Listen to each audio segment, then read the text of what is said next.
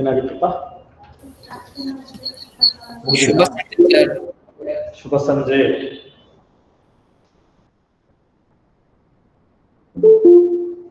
Shastri master ಮತ್ತು ಮಕ್ಕಳು ಮುಗಿದಿತ್ತಾ?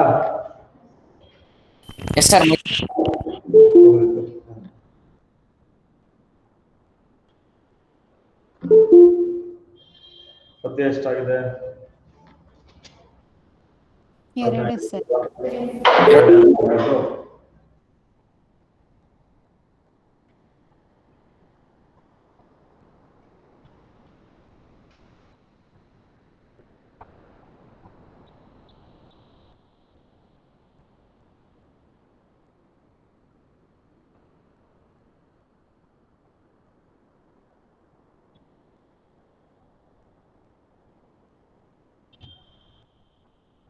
ಪದ್ಯ ತಗೋಣ. ಹಾ, ಪದ್ಯ ನೋಡ್ಕೊಳ್ಳಿ. ಶಿಶು ಮಕ್ಕಳಿಗೆ ಒಲಿದ ಮಾದೇವ ಜನಪದ ಸಾಹಿತ್ಯವನ್ನು ತಗೋಣ. ಬನ್ನಿ, ಅಲ್ಲಿಗೆ ಗೊತ್ತಾಕೊಂಬಿಡಿ ಯಾವ್ದಾಗಿದೆ ಅಂತ ತಿಳಿಸಿಕೊಳ್ಳಿ. ದುರ್ಯೋಧನ ವಿಲಾಪ ಆಗಿದ್ಯಾ? ಅಲ್ಲ, ಇದಿಲ್ಲ, ವಚನಗಳಾಗಿದೆ ಅಲ್ವಾ? ತಲ್ಲಣಿಸದಿರು ಕಂಡ್ಯ 2 ಅಲ್ವಾ? 2 ತಾನೆ? ರಾಗಿ ಮುದ್ದೆ ಆಗಿದೆ ಅಲ್ವಾ? ಗಾಂಧಿ ಆಗಿದೆ. ಶಾಸ್ತ್ರಿ ಮಾಸ್ಟರ್ ಮಕ್ಕಳು ಮತ್ತು ಅವ್ರ ಮಕ್ಕಳಾಗಿದೆ ಅಲ್ವಾ? ನಾಟಕ ಮುಟ್ಟಿಲ್ಲ.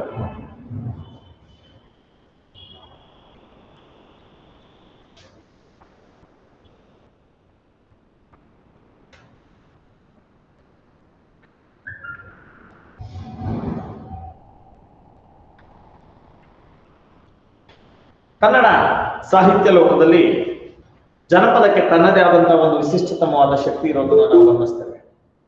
ಪ್ರತಿಯೊಂದು ಭಾಷೆಯು ಕೂಡ ತನ್ನದೇ ಆದಂತಹ ಒಂದು ಸಾಹಿತ್ಯ ವಲಯವನ್ನು ನಿರ್ಮಾಣ ಮಾಡಿಕೊಳ್ಳುವುದಕ್ಕಿಂತ ಮುಂಚೆ ಜನಪದರ ಬಾಯಲ್ಲಿರುವಂತಹ ವಿಚಾರಗಳೇ ಸಾಹಿತ್ಯದ ರೂಪದಲ್ಲಿ ಬರುವಂತದ್ದನ್ನು ಕೂಡ ನಾವು ಕಾಣ್ತೇವೆ. ಹಾಗಾಗಿ ಸಾಹಿತ್ಯಾತ್ಮಕವಾದ ಮೊದಲ ಒಂದು ಪೀಳಿಗೆ ಪ್ರಾರಂಭವಾಗೋದೇ ಆಯಾ ಭಾಷೆಯ ಜನಪದದಿಂದ ಅನ್ನೋದನ್ನ ನಾವೇನು ಬಿಡಿಸಿ ಹೇಳ್ಬೇಕಾದ ಅಗತ್ಯ ಇಲ್ಲ. ಆ ದೃಷ್ಟಿಯಿಂದ ಜನಪದ ಸಾಹಿತ್ಯ ಪ್ರತಿಯೊಂದು ಭಾಷೆಯ ತಾಯಿ ಅಥವಾ ಜೀವ ಅಂತ ಹೇಳಲಿಕ್ಕೆ ಸಾಧ್ಯ ಇದೆ. ಹಾಗೆ ಕನ್ನಡ ಸಾಹಿತ್ಯದಲ್ಲೂ ಕೂಡ ಅಪರಿಮಿತವಾದಂತಹ ಜನಪದ ಸಾಹಿತ್ಯದ ಕೊಡುಗೆಯನ್ನ ನಾವು ಅದಮ್ಯವಾಗಿ ಅಧ್ಯಯನ ಮಾಡ್ಕೊಂತ ಬಂದಿದ್ದೇವೆ. ನಾವು ಚಿಕ್ಕ ವಯಸ್ಸಿನಿಂದಲೂ ಕೂಡ ಜನಪದ ಒಗಟುಗಳನ್ನು, ಜನಪದ ಒಡಪುಗಳನ್ನು, ಜನಪದ ಗೀತೆಗಳನ್ನು, ಜನಪದ ಕಥೆಗಳನ್ನು ಕೇಳಿಕೊಂಡೇ ಬೆಳೆದಿರುವಂತಹ ಒಂದಷ್ಟು ಸಂಪ್ರದಾಯ ಚೌಕಟ್ಟನ್ನ ಇವತ್ತು ಕೂಡ ಭಾರತೀಯ ಸಮಾಜದ ಜಾಗೃತ ವ್ಯವಸ್ಥೆಯಲ್ಲಿ ನೋಡ್ತಾ ಇದ್ದೇವೆ. ಅದರಲ್ಲಿ ಕರ್ನಾಟಕದ ಕನ್ನಡವೂ ಕೂಡ ಹೊರತಾಗಿದೆ. ಕನ್ನಡದಲ್ಲಿ ಕೂಡ ಸಾವಿರಾರು ವರ್ಷಗಳ ಇತಿಹಾಸವನ್ನ ಸ್ಫುರಿಸಬಹುದಾದಂತಹ ಅದ್ಭುತವಾದಂತಹ ಜನಪದ ಸಾಹಿತ್ಯದ ಹೊನಲನ್ನ ಮತ್ತು ಅದರ ಶಕ್ತಿಶಾಲಿಯಾದ ಪರಂಪರೆಯನ್ನು ನಾವು ಇವತ್ತಿಗೂ ಕೂಡ ಕಾಣಲಿಕ್ಕೆ ಸಾಧ್ಯ ಇದೆ. ಆ ದೃಷ್ಟಿಯಿಂದ ಜನಪದ ಸಾಹಿತ್ಯವನ್ನ, ಅದರಲ್ಲೂ ಜನಪದ ಸಾಹಿತ್ಯದ ಅನೇಕ ಪ್ರಕಾರಗಳನ್ನ ಬಿಟ್ಟು ಕನ್ನಡ ಸಾಹಿತ್ಯದ ಅಧ್ಯಯನ ಪರಿಪೂರ್ಣವಾಗುತ್ತೆ ಅಂದ್ರೆ ಅದು ಖಂಡಿತವಾಗಿ ಕೂಡ ಸುಳ್ಳಾಗ್ಲಿಕ್ಕೆ ಸಾಧ್ಯ ಇದೆ. ಆ ದೃಷ್ಟಿಯಲ್ಲಿ ಕನ್ನಡ ಸಾರಸ್ವತ ಲೋಕದ ಅದಮ್ಯವಾದ, ಅಪರೂಪವಾದ ಮತ್ತು ವಿಶಿಷ್ಟತಮವಾದಂತಹ ಸಾಹಿತ್ಯ ಪರಂಪರೆ ಅಂದ್ರೆ ಅದು ಜನಪದ ಸಾಹಿತ್ಯ. ಅದು ಲಾವಣಿಯಾಗಿ, ತ್ರಿಪದಿಯಾಗಿ, ಮಹಾಕಾವ್ಯವಾಗಿ, ಕಂದಪದ್ಯವಾಗಿ, ಕಥೆಯಾಗಿ, ಒಗಟಾಗಿ, ಒಡಪಾಗಿ, ಇನ್ನು ಅನೇಕ ಮಾದರಿಗಳ ಮೂಲಕ ಜನಪದ ಸಾಹಿತ್ಯ ನಮ್ಮ ಜೀವಂತ ಸಂಪ್ರದಾಯವನ್ನ ಜಾಗೃತಗೊಳಿಸುವಂತಹ ಒಂದು ಶಕ್ತಿಶಾಲಿ ಮಾಧ್ಯಮವಾಗಿ ಮನುಷ್ಯನ ಅಪವರ್ತನೆಗಳನ್ನ ಕಡಿಮೆ ಮಾಡ್ತಾ, ಮನುಷ್ಯನನ್ನ ಸಾಮಾಜಿಕ ಅನುವರ್ತಿಯನ್ನಾಗಿ ಮಾಡ್ತಾ, ಸಮಾಜದ ಒಬ್ಬ ವ್ಯಕ್ತಿಯನ್ನಾಗಿ ಮಾಡುವಂತಹ ಸಶಕ್ತ ಮಾದರಿಯ ಸಿದ್ಧ ಶಕ್ತಿಯಾಗಿ ನಮ್ಮ ಕೀರ್ತನ ಜನಪದ ಸಾಹಿತ್ಯ ಜಾಗೃತ ಆಗಿರುವಂತದ್ದನ್ನ ಮತ್ತು ಇವತ್ತಿಗೂ ಕೂಡ ಜೀವಂತವಾಗಿರೋದನ್ನ ಕಾಣ್ತೇವೆ. ಈ ಜನಪದ ಸಾಹಿತ್ಯದ ಪರಂಪರೆಯ ವಿಚಾರವನ್ನ ಇಟ್ಕೊಂಡು ನೀವು ಒಂದಷ್ಟು ಅಧ್ಯಯನವನ್ನು ಮಾಡ್ತಾ ಬಂದಿರ್ತೀರಿ. ಯಾಕೆಂದ್ರೆ 10ನೇ ತರಗತಿಯನ್ನು ದಾಟುವಷ್ಟಕ್ಕಾಗಲೇ ಜನಪದ ಸಾಹಿತ್ಯದ ಅನೇಕ ಗೀತೆಗಳನ್ನ ನಿಮ್ಗೆ ಪಠ್ಯಕ್ರಮದ ಅಧ್ಯಯನಕ್ಕಾಗಿ ಇಟ್ಟಿರುವಂತ ಒಂದು ಸಂದರ್ಭವನ್ನು ಕಾಣ್ತೇವೆ. ಮೊಟ್ಟ ಮೊದಲ ಬಾರಿಗೆ ಒಂದು ಜನಪದ ಮಹಾಕಾವ್ಯವನ್ನ ನಿಮ್ಗೊಂದು ಪರಿಚಯ ಮಾಡುವಂತಹ ಒಂದು ವ್ಯವಸ್ಥೆ ಪ್ರಥಮ PUC ಈ ಒಂದು ಏನು ಶಿಶು ಮಕ್ಕಳಿಗೆ ಒಲಿದ ಮಾದೇವ ಅನ್ನುವಂತ ಒಂದು ಭಾಗದಲ್ಲಿ ನಿಮಗೆ ಅರ್ಥೈಸುವಂತ ಕೆಲಸವನ್ನ ಮಾಡ್ತಾ ಇದ್ದಾರೆ. ನೋಡಿ, ಮಲೆಯ ಮಹದೇಶ್ವರ ಮಹಾಕಾವ್ಯದಿಂದ ಆಯ್ದುಕೊಂಡಿರುವಂತಹ ಈ ಭಾಗ ಬಹಳ ವಿಶೇಷವಾಗಿ ದಕ್ಷಿಣ ಕರ್ನಾಟಕದ ಮಲೆ ಮಹದೇಶ್ವರ ಬೆಟ್ಟದಲ್ಲಿ ಪ್ರಚಲಿತವಾಗಿರುವಂತಹ ಒಂದು ಪೌರಾಣಿಕ ಹಿನ್ನೆಲೆ ಇರುವಂತ ಮಹಾಕಾವ್ಯ. ಈ ಮಹಾಕಾವ್ಯದಲ್ಲಿರುವಂತಹ ಮಹತ್ಪುರುಷನಾದಂತಹ ಮಲೆ ಮಹದೇಶ್ವರ ಸ್ವಾಮಿಯು ಸಾಮಾನ್ಯ ಮನುಷ್ಯರಂತೆ ಇದ್ದ ಅನ್ನುವಂತ ಒಂದಷ್ಟು ವಿಶೇಷಗಳನ್ನ ಈ ಕಾವ್ಯ ಧ್ವನಿಸ್ತಾ ಹೋಗುತ್ತೆ. ಹಾಗಾಗಿ ಆತ ಸಾಮಾನ್ಯ ವರ್ಗದಲ್ಲಿ ಇದ್ದು ಅಸಾಮಾನ್ಯವಾದಂತ ಸಾಧನೆಯನ್ನ ಮಾಡಿ ಸಮಾಜಕ್ಕೆ ಒಂದು ಉತ್ತಮವಾದಂತ ಆದರ್ಶದ ಅಧ್ಯಾತ್ಮವನ್ನ ನಿರ್ಮಾಣ ಮಾಡಿಕೊಟ್ಟುವುದ ಅನ್ನೋದನ್ನ ಇಡೀ ಕಾವ್ಯವನ್ನು ಅಧ್ಯಯನ ಮಾಡುವಾಗ ಕಾಣ್ತೇವೆ. ಅಂತಹ ಮಹಾಕಾವ್ಯದಲ್ಲಿ 14 ಕಥಾಭಾಗಗಳಿವೆ. ಎಷ್ಟು? 14 ಕಥಾಭಾಗಗಳಿವೆ. ಒಂದೊಂದು ಕಥಾಭಾಗವನ್ನು ಒಂದೊಂದು ಸಾಲು ಎಂದು ಕರೆಯುತ್ತೇವೆ. ಇಲ್ಲಿ ವಿಶೇಷವಾಗಿ ಮಹಾಕಾವ್ಯ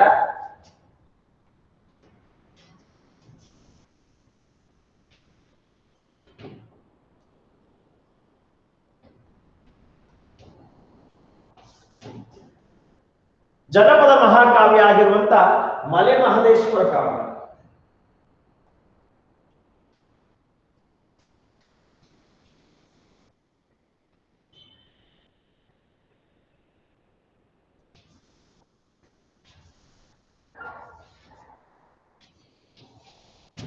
ಈ ಮಲೆ ಮಹದೇಶ್ವರರ ಮಹಾಕಾವ್ಯದಲ್ಲಿ ಬಹಳ ಮುಖ್ಯವಾಗಿ 14 ಸಾಲುಗಳನ್ನ ನಾವು ಕಾಣ್ತೇವೆ. ಸಾಲುಗಳು ಅಂತ ಅಂದ್ರೆ ಕಥೆಗಳು, ಕಥಾಭಾಗ.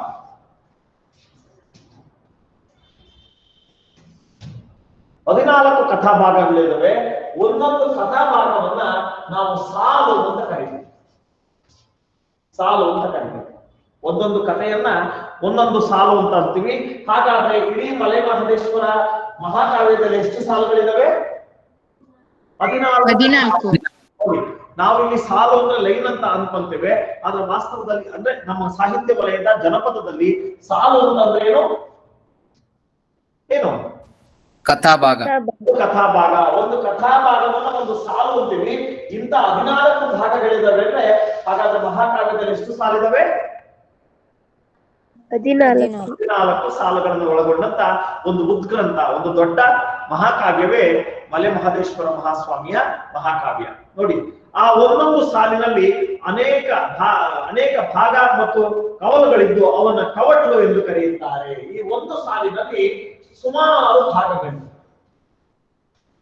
ಈ ಸುಮಾರು ಭಾಗಗಳಿಗೂ ನಾವು 1, 2, 3, 4, 5 ಅಂತ ಹೆಸರು ಕೊಡೋದಾದ್ರೆ ಅರ್ಥ ಆಯ್ತಲ್ಲ.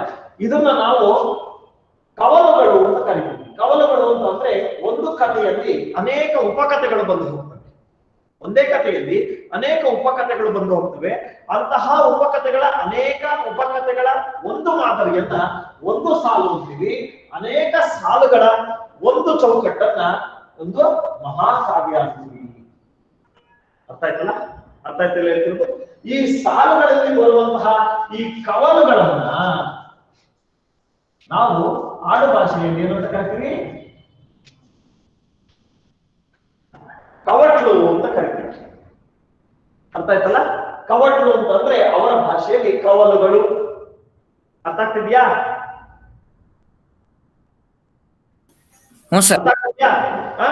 ನೋಡಿ, ಆ ಕವಟ್ಲು ಅಂತ ಕರಿತೇವೆ. ಆ ಕವಟ್ಲುಗಳ ಒಂದು ಸಮ್ಮಿಶ್ರಣವೇ ಸಾಲುಗಳು. ಅನೇಕ ಸಾಲುಗಳ ಒಂದು ಚೌಕಟ್ಟೆ ಮಹಾಕಾವ್ಯ. ಹೀಗೆ ಕನ್ನಡ ಸಾಹಿತ್ಯ ವಲಯದಲ್ಲಿ ಒಂದಷ್ಟು ಮಹಾಕಾವ್ಯಗಳನ್ನು ನಾವು ನೋಡ್ತೀವಿ. ಮಂಡ್ಯಸ್ವಾಮಿ ಕಾವ್ಯವನ್ನು ನೋಡ್ತೀವಿ, ಮತ್ತು ಮಾರಮ್ಮನ ಮಹಾಕಾವ್ಯವನ್ನು ನೋಡ್ತೀವಿ, ಹಾಗೆ ಜುಂಜಪ್ಪನ ಮಹಾಕಾವ್ಯವನ್ನು ನೋಡ್ತೀವಿ, ಹಾಗೆ ಮಲಮಹದೇಶ್ವರ ಮಹಾಕಾವ್ಯವನ್ನು ನೋಡ್ತೀವಿ. ಹೀಗೆ ಅನೇಕ ಮಹಾಕಾವ್ಯಗಳು ಕರ್ನಾಟಕದ ಜನಪದೀಯ ಜೀವನವನ್ನ ಆಸುವಕ್ಕಾಗಿ ಅನುಭವಾತ್ಮಕವಾಗಿ ತುಂಬಿಕೊಂಡಿರುವಂತದ್ದನ್ನು ನಾವು ಕಾಣ್ತೇವೆ. ಇಲ್ಲಿ ನಮ್ಗಿಟ್ಟಿರುವಂತ ಮಹಾಕಾವ್ಯದ ಒಂದು ಸಾಲಿನ ಒಂದು ಕವಟ್ಲು. ಅರ್ಥ ಆಯ್ತು ಹೇಳ್ತಿರೋದು? ಒಂದು ಸಾಲಿನ ಒಂದು ಕವಟ್ಲನ್ನ ನಮ್ಗೊಂದು ಭಾಗವಾಗಿಟ್ಟಿದ್ದಾರೆ. ಕವಟ್ಲು ಗೊತ್ತಲ್ಲ, ಕವಲು ಅಂತ ಪುಟ್ಟ ಕಥೆ, ಒಂದು ಉಪಕಥೆ. ಆ ಒಂದು ಉಪಕಥೆಯನ್ನು ಪೂರ್ತಿಯಾಗಿಟ್ಟಿಲ್ಲ. ಒಂದು ಉಪಕಥೆಯನ್ನು ಪೂರ್ತಿಯಾಗಿಟ್ಟರೆ ಸುಮಾರು 15-20 ಪುಟಗಳಾಗೋಗ್ಬಿಡುತ್ತೆ, ಸರಿನಾ? ಆ ಒಂದು ಉಪಕಥೆಯಲ್ಲಿ ಒಂದು ಭಾಗವನ್ನ ನಿಮ್ಗೆ ಇಟ್ಟಿದ್ದಾರೆ. ಯಾಕಂದ್ರೆ ಎಲ್ಲದನ್ನ ಅಭ್ಯಾಸ ಮಾಡ್ಲಿಕ್ಕೆ ಆಗೋದಿಲ್ಲ. ನಿಮ್ಗೆ ಅದ್ರ ಅನುಭವ ಬೇಕು, ಅನುಭೂತಿ ಬೇಕು ಅಂದ್ರೆ ಇಡೀ ಕಾವ್ಯವೇ ಸಿಗುತ್ತೆ. ಈಗ ಮೊದಲಾದ್ರೂ ಬಾಯಿಂದ ಬಾಯಿಗೆ ಬರ್ತಿತ್ತು, ಈಗಿಲ್ಲ. ಇದನ್ನ ನಾವು ಸಾಹಿತ್ಯ ವಲಯದಲ್ಲಿ ಪುಸ್ತಕ ರೂಪದಲ್ಲಿ ತಂದಿದ್ದೇವೆ. ಮಂಟೇಸ್ವಾಮಿ ಕಾವ್ಯ ಆಗ್ಲಿ ಅಥವಾ ಮಲೆಮಹದೇಶ್ವರ ಕಾವ್ಯ ಆಗ್ಲಿ, ಜುಂಡಪ್ಪನ ಕಾವ್ಯ ಆಗ್ಲಿ, ಇವೆಲ್ಲ ನಿಮ್ಗೆ ಈಗ ಓದ್ಲಿಕ್ಕೆ ಸಿಗ್ತವೆ, ಪುಸ್ತಕ ಇದೆ. ಅರ್ಥ ಆಯ್ತಾ? ಆ ಪುಸ್ತಕವನ್ನ ಪೂರ್ತಿ ಓದೋದ್ರಿಂದ ಈ ಎಲ್ಲ ಸಾಲುಗಳು, ಎಲ್ಲ ಕವಲುಗಳು ಅರ್ಥ ಆಗ್ತಾ ಹೋಗ್ತವೆ. ಹಾಗಾದ್ರೆ ಈಗ ಇಕ್ಕಿರುವಂತಹ ಒಂದು ಸಾಲಿನ ಒಂದು ಕವಲಿನ, ಒಂದು ಸಾಲೊಳಗಿರುವ ಒಂದು ಕವಲಿನ ಒಂದು ಭಾಗ, ಒಂದು ಪುಟ್ಟ ಘಟಕ, ಆ ಪುಟ್ಟ ಘಟಕದ ಅಧ್ಯಯನಕ್ಕೆ ನಿಮ್ಗೆ ಈ ಒಂದು ಶಿಶು ಮಕ್ಕಳಿಗೆ ಒಲಿದ ಮಾದೇವ ಅನ್ನುವಂತ ಒಂದು ಪದ್ಯ ಭಾಗವನ್ನ ನಿಮ್ಗಾಗಿ ಇಟ್ಟಿದ್ದಾರೆ. ಇದು ಜನಪದ ಕಾವ್ಯ. ನೋಡಿ, ಸಂಗಮ್ಮನ ಮಕ್ಕಳಾದ ಕಾರಯ್ಯ ಬಿಳ್ಳಯ್ಯರನ್ನ ಮಲೆಮಹದೇಶ್ವರ ತನ್ನ ಶಿಶು ಮಕ್ಕಳನ್ನಾಗಿ ಮಾಡಿಕೊಳ್ಳುತ್ತಾನೆ. ಅವರನ್ನು ಪರೀಕ್ಷೆಗೆ ಒಡ್ಡಿದ ಸಂದರ್ಭ ಇದಾಗಿದೆ. ನೋಡಿ, ಬಹಳ ಮುಖ್ಯವಾಗಿ ಇಲ್ಲಿ ಬರುವಂತ ಒಂದು ಪದ್ಯ ಭಾಗದ ಪೂರ್ಣ ಏನಪ್ಪಾ ಅಂದ್ರೆ, ಮಲೆಮಹದೇಶ್ವರ ಯಾರ್ಯಾರಿಗೆ ಮಕ್ಕಳಿಲ್ಲವೋ ಅವ್ರಿಗೆಲ್ಲ ಮಕ್ಕಳನ್ನ ದಯಪಾಲಿಸಿ ಆ ಮಕ್ಕಳನ್ನ ತನ್ನ ಶಿಶು ಮಕ್ಕಳನ್ನಾಗಿ ಮಾಡಿಕೊಳ್ಳುವಂತ ಒಂದು ಸಂಪ್ರದಾಯವನ್ನ ಇಡೀ ಅವರ ಮಹಾಕಾವ್ಯದಲ್ಲಿ ಕಾಣ್ತಾ ಬರ್ತೇವೆ. ಯಾರ್ಯಾರಿಗೆ ಮಕ್ಕಳಿರಲ್ಲ ಆ ಮಕ್ಕಳವರ ಹೋಗಿ ಅವರಿಗೆ ಆಶೀರ್ವಾದವನ್ನ ಮಾಡಿ, ಯಾಕೆ ನಮ್ಗೆ ಗೊತ್ತಿದೆ ಮಲೆಮಹದೇಶ್ವರ ಅಂದ್ರೆ ದೇವರು ಅಂತ. ಆ ದೇವರು ಸ್ವತಃ ಆಶೀರ್ವಾದ ಮಾಡಿ ಒಂದು ನಿಬಂಧನೆ ಏನು, ನಿಮ್ ಹುಟ್ಟುವ ಮಕ್ಕಳನ್ನ ನನ್ನ ಶಿಶು ಮಕ್ಕಳನ್ನಾಗಿ, ಅಂದ್ರೆ ನನಗೆ ದತ್ತು ಕೊಡಬೇಕು ಅನ್ನುವಂತ ನಿಯಮ. ಆ ದತ್ತು ಕೊಡುವಂತಹ ನಿಯಮಕ್ಕೆ ಅನುಗುಣವಾಗಿ ಆ ಮಕ್ಕಳನ್ನ ತನ್ನವನ್ನಾಗಿ ಮಾಡಿಕೊಂಡು ಆ ಮಕ್ಕಳ ಯೋಗ್ಯತೆಯನ್ನ ಮತ್ತು ಆ ಮಕ್ಕಳಲ್ಲಿರುವಂತಹ ವಿಶಿಷ್ಟತಮವಾದಂತಹ ಭಕ್ತಿಯನ್ನ ಜಗತ್ತಿಗೆ ಜಾಹೀರು ಮಾಡುವಂತಹ ಒಂದು ಕೆಲಸವನ್ನ ಈ ಒಂದು ಭಾಗದಲ್ಲಿ ಕಾಣ್ತೇವೆ. ಹಾಗಾಗಿ ಹೇಗೆ ತನ್ನ ತಂದೆಯಾದಂತಹ ಶಿವನ ಸ್ವರೂಪಿಯಾದಂತಹ ಮಲೆಮಹದೇಶ್ವರ ಅಪ್ಪ ತನ್ನ ಮಕ್ಕಳಾದಂತಹ ಕಾರಯ್ಯ ಮತ್ತು ಬಿಲ್ಲಯ್ಯರನ್ನ ಪರೀಕ್ಷೆ ಮಾಡಿದ, ಆ ಪರೀಕ್ಷೆಯಲ್ಲಿ ಮಕ್ಕಳು ಹೇಗೆ ಯಶಸ್ವಿ ಆದರೂ ಆ ಯಶಸ್ವಿ ಆಗೋದ್ರ ಮೂಲಕ ಆ ಶಿಶು ಮಕ್ಕಳಿಗೆ ಹೇಗೆ ತನ್ನನ್ನು ತಾನು ಒಲಿಸಿಕೊಂಡ ಅಥವಾ ತನ್ನನ್ನು ತಾನು ಅರ್ಪಿಸಿಕೊಂಡ ಅನ್ನೋದನ್ನ ಬಹಳ ವಿಶೇಷವಾಗಿ ಕೊಡುವಂತಹ ಒಂದು ಮಾಹಿತಿಯೇ ಈ ಒಂದು ಶಿಶು ಮಕ್ಕಳ ಒಲಿದ ಮಾದೇವ. ಬನ್ನಿ, ಡಾಕ್ಟರ್ ಪಿ ಕೆ ರಾಜಶೇಖರ್ ಎಂಬಂತಹ ಜನಪದ ತಜ್ಞರು ಪಿರಿಯಾಪಟ್ಟಣದಲ್ಲಿ ಜನಿಸಿ ಇವರ ಜನಪದ ಮಹಾಕಾವ್ಯಗಳಾದ ಮಲೆಮಹದೇಶ್ವರ, ಜನಪದ ಮಹಾಭಾರತ, ಜನಪದ ರಾಮಾಯಣ, ಪಿರಿಯಾಪಟ್ಟಣದ ಕಾಳಗ, ಬೆಟ್ಟದ ಚಾಮುಂಡಿ ಮುಂತಾದ ಅನೇಕ ಕೃತಿಗಳನ್ನ ಶ್ರೀಯುತ ಸಂಪಾದಿಸಿದ್ದಾರೆ. ಇಲ್ಲಿ ರಚನೆಗೂ ಸಂಪಾದನೆಗೂ ವ್ಯತ್ಯಾಸ ಇದೆ. ರಚನೆ ಅಂದ್ರೆ ನಾನ್ ಬರೆಯೋದು, ಸಂಪಾದನೆ ಅಂದ್ರೆ ಯಾರೋ ಹೇಳಿದ್ದನ್ನ ಬರೆಯೋದು. ಉದಾಹರಣೆಗೆ ಈ ಮಲೆಮಹದೇಶ್ವರ ಕಾವ್ಯ ಏನಾಗಿತ್ತು, ಮೊದಲು ಏನಾಗಿತ್ತು ಅಲ್ಲ, ಜನಪದ ಸಾಹಿತ್ಯ, ಜನಪದ ಸಾಹಿತ್ಯದ ಪ್ರಕಾರ ಜೀವಂತವಾಗಿರ್ಬೇಕು ಅಂದ್ರೆ ಎಲ್ಲಿರುತ್ತದು? ಜನಗಳು ಆಡ್ತಾ ಒಬ್ಬೊಬ್ಬರಿಗೆ ಬಾಯಿಂದ ಬಾಯಿಗಿತ್ತಲ್ವಾ? ಪರಂಪರೆ ಸಾಹಿತ್ಯವನ್ನ ಮೌಖಿಕ ಪರಂಪರೆ ಅಂತ ಕರಿತೀವಿ. ಮುಖದಿಂದ ಮುಖಕ್ಕೆ, ಬಾಯಿಂದ ಬಾಯಿಗೆ. ನಾನು ಮಹಾಕಾವ್ಯವನ್ನ ನಿನ್ಗೆ ಹೇಳೋದು, ನೀನ್ ಅದನ್ನ ಅರ್ಥ ಮಾಡ್ಕೊಂಡು ಇನ್ನೊಬ್ರಿಗೆ ಹೇಳೋದು, ಈ ತರ ಅದು ಬರವಣಿಗೆ ಇರ್ಲಿಲ್ಲ. ಜನಪದರಿಗೆ ಬರವಣಿಗೆ ಬರೋದಿಲ್ಲ. ಯಾಕೆಂದ್ರೆ ಜನಪದರು ಮೂಲತಃ ಅವಿದ್ಯಾವಂತರು. ಹಾಗಾಗಿ ಅವಿದ್ಯಾವಂತರಿಗೆ ಅಕ್ಷರ ಜ್ಞಾನವೇ ಇಲ್ಲ. ಅಕ್ಷರ ಜ್ಞಾನವಿಲ್ಲದಿದ್ರು ಅವರು ಅಜ್ಞಾನಿಗಳೇನಲ್ಲ. ಅರ್ಥ ಆಯ್ತಲ್ಲ? ಅವ್ರಿಗೆ ಭಾಷೆ ಬರುತ್ತೆ. ಭಾಷೆಯೊಂದಿಗೆ ತಾವು ಅಂದುಕೊಂಡಂತಹ ಕಾಲ್ಪನಿಕ ಕಥೆಗಳನ್ನು ಹಾಡ್ತಾ ಹೊಗಳ್ತಾ ಸಮೃದ್ಧವಾದಂತಹ ಜನಪದ ಸಾಹಿತ್ಯವನ್ನು ಜೀವಂತವಾಗಿಟ್ಟಿದ್ದಂತ ಜ್ವಲಂತ ಉದಾಹರಣೆಯನ್ನ ನಾವು ಕನ್ನಡ ಸಾರಸ್ವತ ಲೋಕದಲ್ಲಿ ಕಾಣ್ತೇವೆ. ಇದರಲ್ಲಿ ಯಾವ ಅನುಮಾನವೂ ಇಲ್ಲ ಅನ್ನುವಂಥದ್ದು. ಹಾಗಾಗಿ ಇಲ್ಲಿ ಕೂಡ ರಾಜಶೇಖರನ್ ಅನ್ನುವಂತ ಈ ಮಹಾ ವ್ಯಕ್ತಿ ಆ ಜನಪದ ಸಾಹಿತ್ಯದ ಬಗ್ಗೆ ಅನೇಕ ಅಧ್ಯಯನಗಳನ್ನು ಮಾಡಿ ಅಳಿವಿನ ಅಂಚಿನಲ್ಲಿದ್ದಂತ ಜನಪದ ಸಾಹಿತ್ಯಗಳನ್ನ ಬರವಣಿಗೆ ರೂಪಕ್ಕೆ ತಂದು ಅವನ್ನ ಜಾಗೃತವಾದಂತಹ ಶಾಶ್ವತ ಸ್ಥಿತಿಗೆ ತಲುಪಿಸಿದಂತ ಕೀರ್ತಿ ಅವರಿಗೆ ಸಲ್ಲುತ್ತೆ. ಹಾಗಾಗಿ ಅವರು ಆ ಮಾಡಿದಂತಹ ಸಂಪಾದನೆಯ ಕೃತಿಗಳು, ಸಂಪಾದನೆ ಅಂದ್ರೆ ಮಲೆಮಹದೇಶ್ವರನ ಆಡುವಂತ ಜನರನ್ನ ಕುಂಡಿಸ್ಕೊಂಡು ಅದನ್ನು ಟೈಪ್ ಕಾರ್ಡ್ನಲ್ಲಿ ಟೈಪ್ ಮಾಡ್ಕೊಂಡಂತಹ ಟೇಪಿನ ಅಂಶಗಳನ್ನ ಬರ್ಕೊಂಡು ಪುಸ್ತಕ ರೂಪದಲ್ಲಿ ತರೋದು, ಆ ಪುಸ್ತಕ ರೂಪದಲ್ಲಿ ತಂದು ಅದನ್ನ ಶಾಶ್ವತಿಗೊಳಿಸೋದು, ಇದನ್ನ ಸಂಪಾದನೆ ಅಂತ ಕರೀತೀವಿ. ಇದು ಜನಪದ ಸಾಹಿತ್ಯದ ಸಂಪಾದನೆ. ಹಾಗೆ ತುಮಕೂರಿನಲ್ಲಿರುವಂತಹ 16 ಜನ ಕವಿಗಳು ಬರೆದಂತ ಕವಿತೆಗಳನ್ನೆಲ್ಲ ಒಂದು ಕಡೆ ಕೂಡಿಸಿ ಅವ್ರ ಒಪ್ಪಿಗೆ ಪಡ್ಕೊಂಡು ಒಂದು 30 ಕವಿತೆಗಳ ಒಂದು ಪುಸ್ತಕವನ್ನು ಸಿದ್ಧ ಮಾಡಿ ಶೋಭಾ ಜಗದೀಶ್ ಆಚೆ ತರ್ತಾರೆ ಅಂದ್ರೆ ಅದು ಶೋಭಾ ಜಗದೀಶ್ ಅವರ ಸಂಪಾದನೆ. ಅರ್ಥ? ಸಂಪಾದನೆ ಮೀನ್ಸ್ ಎಲ್ಲರ ಹತ್ರ ಕವಿತೆಗಳನ್ನ ಸಂಪಾದಿಸಿದ್ದಾನೆ ಅಂತ ಅರ್ಥ, ಸ್ವಂತ ಅಲ್ಲ ಅಂತ ಅರ್ಥ. ಅರ್ಥ ಆಯ್ತಲ್ಲ? ಹಾಗಾಗಿ ನಾನೇ ಕವಿತೆಯನ್ನ ಬರೆದು ಅದನ್ನ ಪ್ರಕಟ ಮಾಡಿದ್ರೆ ರಚನೆ.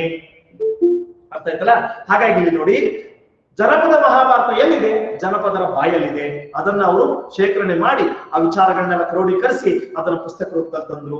ಇನ್ನು ಜನಪದ ರಾಮಾಯಣ, ಜನಪದರ ದೃಷ್ಟಿಯಲ್ಲಿ ರಾಮ ಹೇಗಿದ್ದ, ರಾಮಾಯಣ ಹೇಗಿತ್ತು, ಸೀತೆ ಹೇಗಿತ್ತು, ಲಂಕೆ ಹೇಗಿತ್ತು, ಅವ್ರದೇ ಆದಂತ ಭಿನ್ನವಾದ ರಾಮಾಯಣವನ್ನು ಇಟ್ಕೊಂಡಿದ್ದಾರೆ. ಆ ರಾಮಾಯಣ, ಆ ಮಹಾಭಾರತ ಮತ್ತು ಪಿರಿಯಾಪಟ್ಟಣದ ಒಂದು ಕಾಳಗ. ಪಿರಿಯಾಪಟ್ಟಣ ಅಂದ್ರೆ ಅವತ್ತಿನ ಕಾಲಕ್ಕೆ ನಿಮ್ಗೆ ಗೊತ್ತಿರ್ಬೇಕು, ಪಾಳೆಗಾರರು ವಂಶಸ್ಥರು ಆಳ್ತಾ ಇದ್ದಂತ ಒಂದು ಪಟ್ಟಣ. ಆ ಪಿರಿಯಾಪಟ್ಟಣದ ಕಾಳಗದ ಬಗ್ಗೆ ಇರುವಂತಹ ಒಂದು ಜನಪದ ಮಹಾಕಾವ್ಯ. ಮತ್ತು ಬೆಟ್ಟದ ಚಾಮುಂಡಿ, ಇವತ್ತಿಗೂ ಕೂಡ ಕನ್ನಡ ನಾಡಿನ ಅಧಿದೇವತೆ ಅಂತ ಕರೆಸ್ಕೊಳ್ಳುವಂತಹ ಚಾಮುಂಡಿಯನ್ನ ಬೆಟ್ಟದ ತಾಯಿ ಅಂತಾನೆ ಕರಿತೀವಿ. ಆ ಬೆಟ್ಟದ ಚಾಮುಂಡಿಯ ಬಗ್ಗೆ ಇರುವಂತಹ ಮಹಾಕಾವ್ಯವನ್ನು ಸಂಪಾದನೆ ಮಾಡಿದ್ದಾರೆ.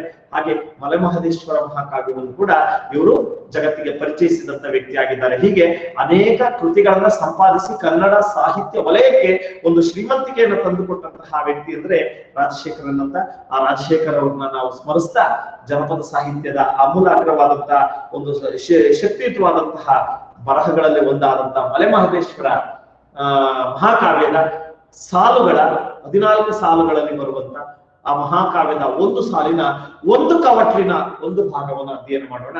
ಇದೇ ಶಿಶು ಮಕ್ಕಳಿಗೆ ಒಲಿದ ಮಾದೇವ. ಅರ್ಥ ಆಯ್ತಲ್ಲ? ಬನ್ನಿ. ಲಿಂಗ ಲಿಂಗ ಎನ್ನುವರು ನಿಮ್ಮ ಲಿಂಗವ ಯಾರು ಬಲ್ಲಾರು. ಲಿಂಗ ಲಿಂಗ ಎನ್ನುವರು ನಿಮ್ಮ ಲಿಂಗವ ಯಾರು ಬಲ್ಲಾರು. ಮೂಡಲ ಮಲೆಯಲ್ಲಿ ಮಾದೇವ ಏಗಾದಲ್ಲಿ ತಾವರಗಾವ್ರೆ. ಮೂಡಲ ಮನೆಯಲ್ಲಿ ಮಾದೇವ ಏಗಾದಲ್ಲಿ ತಾವರಗಾವ್ರೆ. ಏಗಾದಲ್ಲಿ ತಾವರಗಾವ್ರೆ ಏನೆಂದು ಯೋಚನೆ ಮಾಡಾವ್ರೆ. ಏಗಾದಲ್ಲಿ ತಾವರಗಾವ್ರೆ ಏನೆಂದು ಯೋಚನೆ ಮಾಡಾವ್ರೆ. ನಿಜ ನೋಡಿ ಕಣ್ಣು ಕೊಟ್ಟಂತ ಬೇಡರ ಕಣ್ಣಿನ ಪಡೆದವನಿ. ನಿಜ ನೋಡಿ ಕಣ್ಣು ಕೊಟ್ಟಂತ ಬೇಡವ್ರನ್ನ ಕಣ್ಣಪ್ಪನ ಪಡೆದೀವ್ನಿ. ಸತ್ಯವಂತೆ ಸಾಕ ಮುನ್ಮಕ್ಳ ನಾದತ್ವವಾಗಿ ಪಡೆದೀವ್ನಿ. ಸತ್ಯವಂತೆ ಸಾಕ ಮುನ್ಮಕ್ಳ ನಾದತ್ವವಾಗಿ ಪಡೆದವನಿ. ಎಷ್ಟೊತ್ತು ಯಾವ ಗಳಿಗೆಗೂ ಈ ಮಕ್ಕಳು ಬಿಟ್ಟು ಹೋಗರಲ್ಲ. ಎಷ್ಟೊತ್ತು ಯಾವ ಗಳಿಗೆಗೂ ಈ ಮಕ್ಕಳು ಬಿಟ್ಟು ಹೋಗರಲ್ಲ. ಕಡ್ಡಿ ಹಳ್ಳಕ್ಕೆ ಶಿಶುಮಕ್ಕ ರಂಗಿರುಗ್ಗೆ ಪುಷ್ಪ ತರೋಕೆ ಹೋಗಾರೆ. ಕಡ್ಡಿ ಹಳ್ಳಕ್ಕೆ ಶಿಶುಮಕ್ಕಳ ನಂಗೆ ಪುಷ್ಪ ತರೋಕೆ ಹೋಗಾವ್ರೆ. ಇವ್ರನ್ನ 3 ಜನ ಸತ್ಯವನ ತಿಳಿಬೇಕಂತವ್ರೆ ಮಾದೇವ. ಇವರು 3 ಜನ ಸತ್ಯವನ ತಿಳಿಬೇಕಂತವ್ರೆ ಮಾದೇವ. ಲಿಂಗ ಲಿಂಗ ಎನ್ನುವರು ನಿಮ್ಮ ಲಿಂಗವ ಯಾರು ಬಲ್ಲಾರು. ಲಿಂಗ ಲಿಂಗ ಎನ್ನುವರು ನಿಮ್ಮ ಲಿಂಗವ ಯಾರು ಬಲ್ಲಾರು. ಈ ಒಂದು ದಾಟಿಯಲ್ಲಿ ತನ್ನದೇ ಆದಂತಹ ಒಂದು ಸೌಂದರ್ಯಯುಕ್ತವಾದಂತಹ ಆಕರ್ಷಕವಾದಂತಹ ಮಾಧ್ಯಮವಾಗಿ, ಗೀತ ಮಾಧ್ಯಮವಾಗಿ ಇಡೀ ಮಹಾಕಾವ್ಯವನ್ನ ಹೇಳುವಂತ ಒಂದು ಪ್ರಕಾರವನ್ನು ನೋಡ್ತೇವೆ. ಇನ್ನು ಹಳ್ಳಿಗಾಡಿನಲ್ಲಿ ಇನ್ನೂ ವಿಶೇಷವಾಗಿ ಇದಕ್ಕೊಂದಷ್ಟು ಸೊಲ್ಲನ್ನ ಸೇರಿಸಿ, ಅಲ್ಲಿ ಸೊಲ್ಲು ಅಂತ ಬರುತ್ತೆ. ಸೊಲ್ಲು ಅಂದ್ರೆ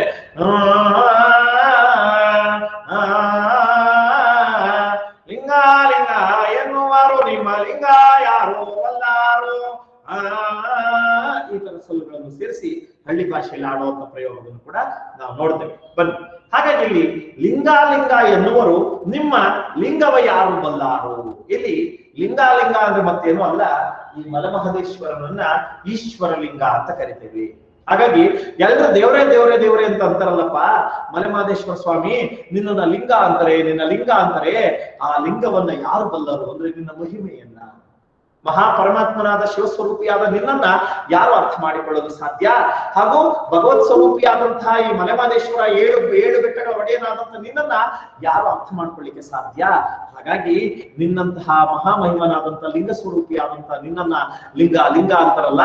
ನಿಮ್ಮ ಲಿಂಗವನ್ನ, ನಿಮ್ಮ ಲಿಂಗ ಅಂದ್ರೆ ನಿಮ್ಮ ಪರಾಕ್ರಮವನ್ನ, ನಿಮ್ಮ ಮಹಿಮೆಯನ್ನ, ನಿಮ್ಮ ಪವಾಡವನ್ನ, ನಿಮ್ಮ ದೈವಿ ಶಕ್ತಿಯನ್ನ ಜಗತ್ತಿನ ಯಾರು ಬಲ್ಲಲು, ಯಾರು ಅರ್ಥ ಮಾಡಿಕೊಳ್ಳಲು ಸಾಧ್ಯ ಪ್ರಭು ಅಂತ ಜನಪದರು ಭಗವಂತನನ್ನ ಹಾಡಿ ಹೊಗಳ್ತಾ ಇದ್ದಾರೆ. ಯಾವ ಭಗವಂತನನ್ನ?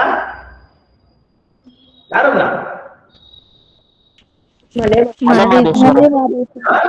ಮಲೆಮಹದೇಶ್ವರನನ್ನು ಹಾಡಿ ಹೊಗಳ್ತಾ ಇದ್ದಾರೆ. ಅರ್ಥ ಆಯ್ತಲ್ಲ? ಯಾಕೆಂದ್ರೆ ಈ ಮೂಲ ಕಥೆಯ ನಾಯಕನೇ ಮಲೆಮಹದೇಶ್ವರ ಸ್ವಾಮಿ. ಆ ಮಹದೇಶ್ವರ ಅಂದ್ರೆ ಮತ್ತೆ ಯಾರು ಅಲ್ಲ, ಸಾಕ್ಷಾತ್ ಶಿವ ಅನ್ನುವಂಥದ್ದು ಗೊತ್ತಿರ್ಬೇಕು ನಿಮಗೆ. ಜನಪ್ರಿಯ ಚಿತ್ರಗೀತೆಯನ್ನ ಕೇಳಿರ್ತೀರಾ ಅನ್ಕೊಂತೀನಿ. ಮಹದೇಶ್ವರ ದಯಮಾರದೆ ಕೇಳಿರ್ತೀರಾ ಅನ್ಕೊಂತೀನಿ. ಬರಿದಾದ ಬಾಳಲ್ಲಿ ಬರಬಾರದೆ. ಹೀಗೆ ಇಡೀ ಮಲೆಮಹದೇಶ್ವರದಲ್ಲಿರುವಂತಹ ಆ ಈಶ್ವರ ಸ್ವರೂಪಿಯಾದಂತಹ ಆ ಒಂದು ಪೌರಾಣಿಕ ಪುರುಷ ಅಥವಾ ಐತಿಹಾಸಿಕ ಪುರುಷನನ್ನ ನಾವು ನೋಡುವಂತಹ ಸಂದರ್ಭದಲ್ಲಿ ಭಕ್ತಿ ಭಾವಗಳು ತುಂಬುವಂತ ಅನೇಕ ಕಥೆಗಳು ನಮ್ಮ ಮನಸ್ಸಿನ ಮೇಲೆ ಬರುತ್ತವೆ. ಹಾಗಾಗಿ ಇಲ್ಲಿ ಕೂಡ ಮಲೆಮಹದೇಶ್ವರನನ್ನ ಸಾಕ್ಷಾತ್ ಲಿಂಗ ಸ್ವರೂಪಿಯಾದ ಭಗವಂತ ಶಿವ ಮಹದೇವ ಅನ್ನೋ ರೀತಿಯಲ್ಲಿ ಕಾಣ್ತಾರೆ. ಎಲೆ ಮಹದೇವ, ನಿಮ್ಮ ಲಿಂಗದ ಮಹಿಮೆಯನ್ನು ಯಾರು ಬಲ್ಲರು? ಅಂದ್ರೆ ನಿಮ್ಮ ಮಹಿಮೆಯನ್ನ, ನಿಮ್ಮ ಶಕ್ತಿಯನ್ನ, ಈ ಪ್ರಕೃತಿಯಲ್ಲೇ ಇಡೀ ಜಗತ್ತನ್ನ ಸೃಷ್ಟಿ ಮಾಡುವಂತ ಶಕ್ತಿಯನ್ನ ಯಾರು ತಾನೇ ಅರ್ಥ ಮಾಡ್ಕೊಳ್ಳಿಕ್ಕೆ ಸಾಧ್ಯಪ್ಪ? ನೀನೇ ತಂದೆ, ನೀನೇ ಸತ್ಯ, ನೀನೇ ನಿತ್ಯ, ನೀನೇ ಎಲ್ಲ, ನೀನೇ ಜಗವೆಲ್ಲ ಅನ್ನುವಂತ ಒಂದು ಸತ್ಯವನ್ನ ಇಲ್ಲಿ ನೋಡ್ತಾ ಇದ್ದೀವಿ. ನೋಡಿ, ನಿಮ್ಮ ಲಿಂಗವ ಯಾರು ಬರಲ್ಲ ಅಂದ್ರೆ ನಿಮ್ಮ ಮಹಿಮೆಯನ್ನು ಯಾರು ತಿಳಿಲಿಕ್ಕೆ ಸಾಧ್ಯ? ಮೂಡಲ ಮಲೆಯಲ್ಲಿ ಮಾದೇವ ಏಗದಲ್ಲಿ ತಾವರಗಾವರೆ. ಮೂಡಲ ಮಲೆ, ಮೂಡಲ ಅಂದ್ರೆ ಪೂರ್ವ ದಿಕ್ಕು, ಪಡುವಲ ಅಂದ್ರೆ ಪಶ್ಚಿಮ ದಿಕ್ಕು. ಆ ಮೂಡಲ ಮಲೆ, ಮಲೆ ಅಂತಂದ್ರೆ ಬೆಟ್ಟ, ಅಂದ್ರೆ ಪೂರ್ವ ದಿಕ್ಕಿನಲ್ಲಿರುವಂತಹ ಬೆಟ್ಟದಲ್ಲಿ, ಮೂಡಲ ಮಲೆಯಲ್ಲಿ ಪೂರ್ವ ದಿಕ್ಕಿನಲ್ಲಿರುವಂತಹ ಬೆಟ್ಟದಲ್ಲಿ ಮಾದೇವ ಏಗದಲ್ಲಿ ತಾವರಗೌರೆ. ಏಗ ಯೋಗ, ಏಗ ಯೋಗ.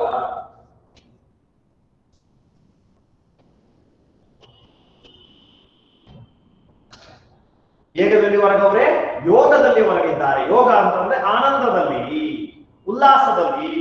ಏನಯ್ಯ ನಿನ್ ಯೋಗ ಅಂತಾರೆ ಅಂದ್ರೆ ನಿನ್ಗಿರೋ ಸುಖ ನಮ್ಗೆಲ್ಲ ಐತೆ, ಸೌಖ್ಯ. ಅರ್ಥ ಆಯ್ತಲ್ಲ? ಯೋಗದಲ್ಲಿ ಹೊರಗಿದ್ದಾರೆ, ಹೊರಗಿದ್ದಾರೆ, ಹೊರಗು ಮಲಗು.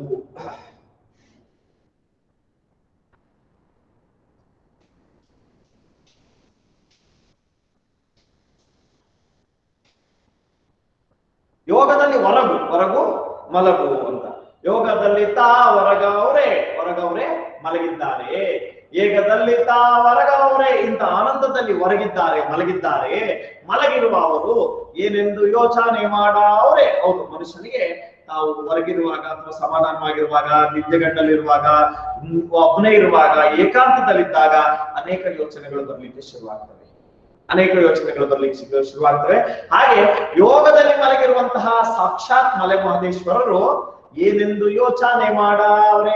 ಏನೇನು ಯೋಚನೆ ಮಾಡ್ತಾರೆ, ಏನೆಂದು ಯಾವ ತರ ಯೋಚನೆ ಮಾಡಿದ್ದಾರೆ ಅಂದ್ರೆ, ಆ ಭಗವಂತನ ಸ್ವರೂಪಿಯಾದಂತ ಮಲೆ ಮಹದೇಶ್ವರ ಏನೋ ಒಂದು ಯೋಚನೆಯನ್ನು ಮಾಡ್ತಾ ಇದ್ದಾರೆ. ಆ ಯೋಚನೆ ಏನು ಅಂತ ಅಂದ್ರೆ, ನಿಜ ನೋಡಿ ಕಣ್ಣು ಕೊಟ್ಟಂತ ಬ್ಯಾಡರ ಕಣ್ಣಿನ ಪಡೆದೇವನಿ. ನಿಜ, ನಿಜ ಅಂದ್ರೆ ಸತ್ಯ, ಸತ್ಯ. ನಿಜ ನೋಡಿ, ಸತ್ಯವನ್ನ ನೋಡಿ ಅಂದ್ರೆ ಪ್ರಾಮಾಣಿಸಿ ನೋಡಿ. ನಾನೇ ದೇವರು ಅಂತ ನಂಬಿಕೊಂಡು. ಗೊತ್ತಿರ್ಬೇಕು, ಬೇಡ ಕಣ್ಣಪ್ಪನ ಕಥೆಯನ್ನ ಕೇಳಿದೀವಿ ನಾವು. ಆತ ಬಾಯಲ್ಲಿ ನೀರನ್ನು ಉಗಿತಾನೆ ಲಿಂಗದ ಮೇಲೆ. ಅರ್ಥ ಆಯ್ತಲ್ಲ? ಎಡಗಾಲಲ್ಲಿ ಇರುವ ಚಪ್ಪಲಿಯ ಮೂಲಕ ಲಿಂಗದ ತಲೆ ಮೇಲಿರುವ ಒಣಗಿರುವ ಹೂವನ್ನ ತೆಗಿತಾನೆ. ಯಾಕಂದ್ರೆ ಎರಡು ಕೈಯಲ್ಲಿ, ಒಂದು ಕೈಯಲ್ಲಿ ಹೂವು ಇರುತ್ತೆ, ಒಂದು ಕೈಯಲ್ಲಿ ಕೊಳ್ಳಿ ಇರುತ್ತೆ. ಬಾಯಲ್ಲಿ ನೀರು ತುಂಬಿಕ ಮತ್ತು ಎಡಗಾಲಲ್ಲಿರುವಂತಹ ಆ ಒಂದು ಚಪ್ಪಲಿಯ ಮೂಲಕವೇ ಆತ ಲಿಂಗದ ಮೇಲಿರುವ ಹಳೆ ಹೂವನ್ನು ತೆಗೆದು ಬಾಯಲ್ಲಿರುವ ನೀರನ್ನ ಆ ಲಿಂಗದ ಮೇಲೆ ಉಗಿದು ಕೈಯಲ್ಲಿರುವಂತಹ ಹೂವನ್ನ ಅದಕ್ಕೆ ಸುರಿದು ಕಡ್ಡಿಯಲ್ಲಿ ಹೀಗೆ ಬೆಳಗ್ತಾನೆ, ಅಂದ್ರೆ ಕೊಳ್ಳಿಯಲ್ಲಿ ಹೀಗೆ ಬೆಳಗ್ತಾನೆ. ಇದು ಕೈಲಾಸಕ್ಕೆ ತಲುಪುತ್ತೆ. ಯಾಕೆ ಅಂದ್ರೆ ಆತನಿಗೆ ಆಚಾರ ಗೊತ್ತಿಲ್ಲ, ಆದ್ರೆ ಭಕ್ತಿ ಇದೆ, ನಂಬಿಕೆ ಇದೆ. ಆ ಗುಂಡುಕಲ್ಲನ್ನೇ ದೇವರು ಅಂತ ನಂಬಿದಾನೆ. ಭಗವಂತ ಕೇಳೋದು ನಂಬಿಕೆಯನ್ನೇ ಹೊರತು ಶಿಷ್ಟಾಚಾರವನ್ನಲ್ಲ.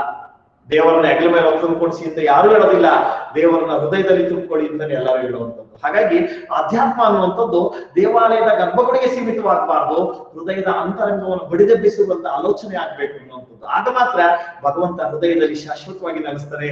ಇಲ್ಲ ಅಂದ್ರೆ ನಮ್ಮ ಆಡಂಬರದ ಯಾವ ಭಕ್ತಿಯಿಂದಲೂ ಕೂಡ ಭಗವಂತನನ್ನ ನೋಡ್ಲಿಕ್ಕೆ ಸಾಧ್ಯವೇ ಇಲ್ಲ, ಸಾಧ್ಯವೇ ಇಲ್ಲ. ಹಾಗಾಗಿ ನೋಡಿ, ನಿಜ ನೋಡಿ ಕಣ್ಣು ಕೊಟ್ಟಂತ ಬ್ಯಾಡರ ಕಣ್ಣೈನ ಪಡೆದೀವಿ. ನಿಜ ನೋಡಿ, ಸತ್ಯವನ್ನ ನೋಡಿ. ಏನ್ ಸತ್ಯವನ್ನ ನೋಡ್ದ? ಈ ರೀತಿ ಪೂಜೆಯನ್ನ ಮಾಡಿದಾಗ ಆ ಆನಂದ ಪುಲಕಿತನಾದಂತಹ ಶಿವ ತಾಳಿನ ಪರೀಕ್ಷೆ ಮಾಡ್ಬೇಕಲ್ಲ ಅಂತ ಯೋಚನೆ ಮಾಡಿ ತನ್ನ ಬಲಗಣ್ಣಿನಿಂದ ಏನು ಕಣ್ಣೀರನ್ನ ಸುರಿಸ್ಲಿಕ್ಕೆ ಶುರುವಾಗ್ತಾನೆ. ಅಯ್ಯೋ ಶಿವ, ನೀನ್ ಕಣ್ಣೀರನ್ನ ಸುರಿಸ್ತಾ ಇದೀಯಾ, ಅಯ್ಯೋ ಎಂತ ಅನರ್ಥವಾಗಿ ಹೋಯ್ತು ಅನ್ನೋಷ್ಟಕ್ಕೆ ಎಡಗಣ್ಣಿನಿಂದ ರಕ್ತ ಸುರಿಲಿಕ್ಕೆ ಶುರುವಾಗುತ್ತೆ. ಅಯ್ಯೋ ಭಗವಂತ, ನಿನಗೆ ಕಣ್ಣಲ್ಲಿ ರಕ್ತ, ಹಾಗಾದ್ರೆ ನನ್ನ ಕಣ್ಣು ಕೆಟ್ಟೋಯ್ತೆ, ತಾಳು ಹೆದರ್ಬೇಡ, ನಾನು ನಿನಗೆ ಕಣ್ಣನ್ನ ಕೊಡ್ತೇನೆ ಅಂತ ತನ್ನ ಕಣ್ಣನ್ನ ಕಿತ್ತು ಲಿಂಗ ಕೇಳ್ತಾನೆ. ಆಗ ಬಲಗಣ್ಣಿನಲ್ಲಿ ಕಣ್ಣೀರು ಬರ್ತಾ ಇದ್ದದ್ದು ನಿಂತು ಹೋಗಿ ರಕ್ತ ಬರ್ಲಿಕ್ಕೆ ಶುರುವಾಗುತ್ತೆ ಎಡಗಣ್ಣಿಗಿಟ್ಟ ಮೇಲೆ. ಆಗ ಅಯ್ಯೋ ಈ ಕಣ್ಣು ಹೊರಟು ಹೋಯ್ತಲ್ಲ, ಅಯ್ಯೋ ಶಿವ ಹೇಗಪ್ಪ ಈಗ ನಾನು ಮಾಡೋದು? ಈ ನನ್ನ ಭಗವಂತನಿಗೆ ನನ್ನ ಕಣ್ಣನ್ನ ಕೊಟ್ಟು ಬಿಡ್ತೀನಿ ಎರಡಕ್ಕೂ ಅಂತಂದು ಎರಡನೇ ಕಣ್ಣನ್ನು ಕೀಳಕ್ ಹೋಗ್ತಾನೆ. ಹಾಗೆ ಯೋಚನೆ ಮಾಡ್ತಾನೆ, ನಾನು ಕೂಡ ಆಗ್ಬಿಟ್ರೆ ಲಿಂಗಕ್ಕೆ ಕಣ್ಣಿಡೋದು, ಕಣ್ಣು ಎಲ್ಲಿದೆ ಅಂತ ಹುಡುಕೋದು ಹೇಗೆ? ಅದಕ್ಕೇನ್ ಮಾಡ್ತಾನೆ, ಅದ್ರ ಗುರುತಾಗಿ ತನ್ನ ಎಫೆಕ್ಟನ್ನ ಶಿವನ ಬಲಗಣ್ಣಿನ ಮೇಲೆ ಇಟ್ಟು ತನ್ನ ಬಲಗಣ್ಣನ್ನ ಕಿತ್ತು ಆ ಬೆರಳಿರುವಂತ ಜಾಗವನ್ನು ಹುಡುಕಿ ಆ ಒಂದು ಲಿಂಗಕ್ಕೆ ಕಣ್ಣನ್ನ ತೋರಿಸ್ತಾನೆ. ಹಾಗಾಗಿ ಆತನಿಗೆ ಕಣ್ಣಪ್ಪ ಅಂತಾನೆ ಹೆಸರಾಗುತ್ತೆ. ಆ ಬೇಡನ್ನ ಆ ವ್ಯಕ್ತಿಗೆ ಕಣ್ಣಪ್ಪ, ಕಣ್ಣನ್ನ ಕೊಟ್ಟಂತ ಅಪ್ಪ ಅಂತ. ಅರ್ಥ ಆಯ್ತು. ಹಾಗಾಗಿ ಶಿವ ಆ ಕ್ಷಣಕ್ಕೆ ಪ್ರತ್ಯಕ್ಷವಾಗಿ ಎಲೈ ಮಹಾಭಕ್ತನೇ, ನಿನ್ನ ಅಪರಿಮಿತವಾದ ಶಿವಭಕ್ತಿಗೆ ಮೆಚ್ಚಿದ್ದೇನೆ, ಹಾಗಾಗಿ ನಿನ್ನ ಈ ಹೆಸರು ಜಗಜ್ಜಾಹಿರವಾಗ್ಲಿ, ನಿನ್ನ ಭಕ್ತಿ ಜಗತ್ತಿಗೆ ಚಿರಸ್ಥಾಯಿ ಆಗ್ಲಿ, ನಿನ್ನ ಭಕ್ತಿಯ ಆ ಶಕ್ತಿ ಜಗತ್ತಿಗೊಂದು ಮಾದರಿಯಾಗಲಿ ಅಂತ ಆಶೀರ್ವಾದವನ್ನು ಮಾಡಿದ್ದನ್ನು ನೋಡ್ತೇವೆ. ಇದನ್ನ ಬೇಡರ ಕಣ್ಣಪ್ಪ, ಆ ಶಿವ ಮತ್ತೆ ಯಾರು ಅಲ್ಲ, ಸಾಕ್ಷಾತ್ ಮಹಾದೇವ ಅಂತ ಪುರಾಣದಲ್ಲಿ ಹೇಳ್ಕೊಂತ ಹೋಗ್ತಾರೆ. ಯಾರು? ಮಲೆಮಹದೇಶ್ವರದಲ್ಲಿ. ಅಂತಹ ಬೇಡರ ಕಣ್ಣಪ್ಪನನ್ನು ನಾನು ಮಗನನ್ನಾಗಿ ಪಡೆದಿದ್ದೇನೆ. ಅರ್ಥ ಆಗ್ತಿದೆಯಾ ಅಂತಿರೋದು? ನೋಡಿ ಹೇಳ್ತಾ ಇದ್ದೀರಿ.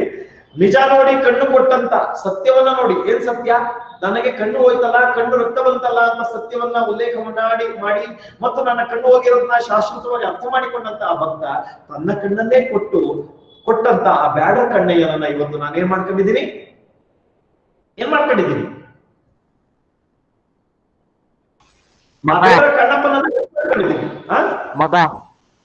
ತನ್ನ ಮಗನನ್ನಾಗಿ ಸ್ವೀಕರಿಸಿದ್ದೇನೆ, ತನ್ನ ಮಗನನ್ನಾಗಿ ಒಪ್ಕೊಂಡಿದ್ದೇನೆ. ಆ ಬೇಡರ ಕಣ್ಣಪ್ಪ ನನ್ನ ಮಗನಾಗಿದ್ದಾನೆ, ಈಗ ಶಿಶು ಮಗನಾಗಿದ್ದಾನೆ. ಶಿಶು ಮಗ ಅಂದ್ರೆ ನನ್ನ ಮಗ ಅಂತ ಅರ್ಥ ಆಯ್ತು. ಬನ್ನಿ, ಹಾಗಾಗಿ ನಿಜ ನೋಡಿ ಕಣ್ಣು ಕೊಟ್ಟಂತ ಬೇಡರ ಕಣ್ಣಪ್ಪನ ನಾನು ಪಡೆದಿದ್ದೇನೆ. ಸತ್ಯವಂತೆ ಸಾಕಮುಲ್ಲ ಮಕ್ಕಳನ್ನ ನಾ ದತ್ತವಾಗಿ ಪಡೆದಿದ್ದೇನೆ. ಇದ್ರ ಜೊತೆಗೆ ಸತ್ಯವಂತಿಯಾದಂತಹ, ನಿಷ್ಠವಂತಿಯಾದಂತಹ, ಧರ್ಮನಿಷ್ಠೆಯಲ್ಲಿ ಪ್ರಮುಖವಾದಂತಹ, ಶಕ್ತಿಯುತವಾದಂತಹ ಮಹಾಸ್ತ್ರೀಯಾದಂತಹ ಸಾಕಮ್ಮನಿಗೆ ನಾನು ಆಶೀರ್ವಾದವನ್ನು ಮಾಡಿ ಅವಳಿಗೆ 2 ಮಕ್ಕಳನ್ನ ದಯಪಾಲಿಸಿದ್ದೇನೆ. ಆ ಮಕ್ಕಳನ್ನು ಕೂಡ ನಾನೀಗ ನನ್ನ ಮಕ್ಕಳನ್ನಾಗಿ, ಶಿಶು ಮಕ್ಕಳನ್ನಾಗಿ ಸ್ವೀಕರಿಸಿದ್ದೇನೆ. ಅವರ ಹೆಸರೇ ಕಾರಯ್ಯ ಮತ್ತು ಬಿಲ್ಲಯ್ಯ. ಅರ್ಥ ಆಯ್ತಲ್ಲ? ಆ ಸತ್ಯವಂತೆ ಆದಂತ ಅಂದ್ರೆ ಯಾವತ್ತೂ ಸುಳ್ಳಾಡದ, ಯಾವತ್ತೂ ಸತ್ಯವನ್ನ ಬಿಟ್ಟು ಮತ್ತೇನನ್ನು ಮಾತನಾಡದ, ಯಾರ ಬಗ್ಗೆಯೂ ಕೆಟ್ಟದಾಗಿ ಆಲೋಚನೆ ಮಾಡದ, ಧರ್ಮದ ಮಾರ್ಗವನ್ನು ಬಿಡದ, ಅರ್ಥ ಆಯ್ತಲ್ಲ? ಕೆಟ್ಟದ್ದೆಲ್ಲವನ್ನ ತಿರಸ್ಕರಿಸಿ ಒಳಿತು ಮಾರ್ಗದಲ್ಲಿ ನಡೆಯುವಂತಹ ಆ ಯೋಗ್ಯತಮ ಸ್ತ್ರೀಯಾಗಿರುವಂತಹ ಆ ಸಾಕಮ್ಮನ ಮಕ್ಕಳನ್ನ ನಾನು ದತ್ತವಾಗಿ ಪಡೆದಿದ್ದೇನೆ. ಅರ್ಥ ಆಯ್ತಲ್ಲ? ನೋಡಿ, ಸತ್ಯವಂತೆಯಾದಂತಹ ಸಾಕಮ್ಮನ ಮಕ್ಕಳನ್ನ ನಾ ದತ್ತವಾಗಿ ಪಡೆದಿದ್ದೇನೆ. ಅರ್ಥ ಆಯ್ತಾ? ಮುಂದಕ್ಕೆ ಹೋಗೋಣ.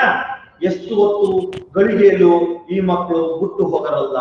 ಹೆಂಗಾಗ್ಬಿಟ್ಟಿದ್ಯಪ್ಪ ಅಂದ್ರೆ ನಾನು ಮಕ್ಕಳ ಮಹಾದೇವ ಅಂದ್ರೆ ಬಹಳ ಜನಕ್ಕೆ ಸ್ಟೇಟಸ್ ತೋರಿಸ್ಕೊಳ್ಳೋ ಆಸೆ, ಬಹಳ ಜನಕ್ಕೆ ಏನಾದ್ರೂ ಸಿಗರೆಟ್ ಸೇದೋ ಆಸೆ, ಬಹಳ ಜನಕ್ಕೆ ಬೇರೆ ಬೇರೆ ತರ ತಿಂಡಿಗಳನ್ನ ತಿನ್ನೋ ಆಸೆ, ಕೆಲವ್ರಿಗೆ ದೇಶ ಸುತ್ತೋ ಆಸೆ, ಕೆಲವ್ರಿಗೆ ದೊಡ್ಡ ದೊಡ್ಡ ವ್ಯಕ್ತಿಗಳ ಜೊತೆ ಇರೋ ಆಸೆ, ಇನ್ ಕೆಲವ್ರಿಗೆ ವಯಸ್ಸಾದವ್ರ ಜೊತೆ ಇರೋ ಆಸೆ, ಇನ್ ಕೆಲವ್ರಿಗೆ ಮಕ್ಕಳ ಜೊತೆ ಇರೋ ಆಸೆ. ಒಬ್ಬೊಬ್ರಿಗೂ ಒಂದೊಂದು ಆಸೆ ಇರುತ್ತೆ. ನೀವು ನೋಡ್ಬೇಕು, ಎಷ್ಟೋ ದೊಡ್ಡ ವ್ಯಕ್ತಿಗಳಾಗಿರ್ತಾರೆ, ಸುತ್ತಲೂ 4-5 ಮಕ್ಕಳು ಕುಂಡ್ರಿಸ್ಕೊಂಡು ಫಂಕ್ಷನ್ ಅಲ್ಲಿ ಮಾತಾಡಿಸ್ತಾ ಇರ್ತಾರೆ. ನಮ್ಗನ್ಸುತ್ತೆ ಆ ಮಕ್ಕಳ ಜೊತೆ ಎಷ್ಟು ಚೆನ್ನಾಗಿ ಮಾತಾಡ್ತಾ ಇದಾರಲ್ವಾ, ಆ ಕೂಡ ನಮ್ಗೆ ಯಾಕೆ ಬರಲ್ಲ ಅಂತ ಬಹಳ ಜನ ಕರುಬುವಂತದನ್ನ ಅಂದ್ರೆ ಹೊಟ್ಟೆ ಉರಿ ಪಟ್ಕೊಳ್ಳೋದನ್ನ ನೋಡ್ತೀವಿ. ವಾಸ್ತವದಲ್ಲಿ ಮಕ್ಕಳ ಜೊತೆ ಮಕ್ಕಳ ಹಾಕುವುದು ಸವಾಲಿನ ಕೆಲಸ. ದೊಡ್ಡವ್ರ ಜೊತೆ ದೊಡ್ಡವರಾಗಿ ಆನಂದವಾಗಿ ಬಿಡ್ಬೋದು. ಯಾಕೆಂದ್ರೆ ಅವ್ರಿಗೂ ವಿವೇಚನೆ ಇದೆ, ನಮಗೂ ವಿವೇಚನೆ ಇದೆ. ನಾವೇನ್ ಬೇಕಾದ್ರೂ ಮಾತಾಡೋದು ನಡೆಯುತ್ತೆ. ನಮ್ಮ ಬುದ್ಧಿವಂತಿಕೆಯನ್ನು ಅರ್ಥ ಮಾಡಿಕೊಳ್ಳುವ ಶಕ್ತಿ ಇಲ್ದಲೇ ಇದ್ರು ಅಟ್ಲೀಸ್ಟ್ ಹೌದಲ್ವಾ ಅಂತ ಹೇಳುವಂತ ಮನೋಭಾವ ಇರುತ್ತೆ. ಆದ್ರೆ ಸಣ್ಣ ಮಕ್ಕಳ ಜೊತೆ ನಾವು ಯಶಸ್ವಿ ಆಗೋದು ಅಷ್ಟು ಸುಲಭವಾದ ಕೆಲಸ ಅಲ್ಲ.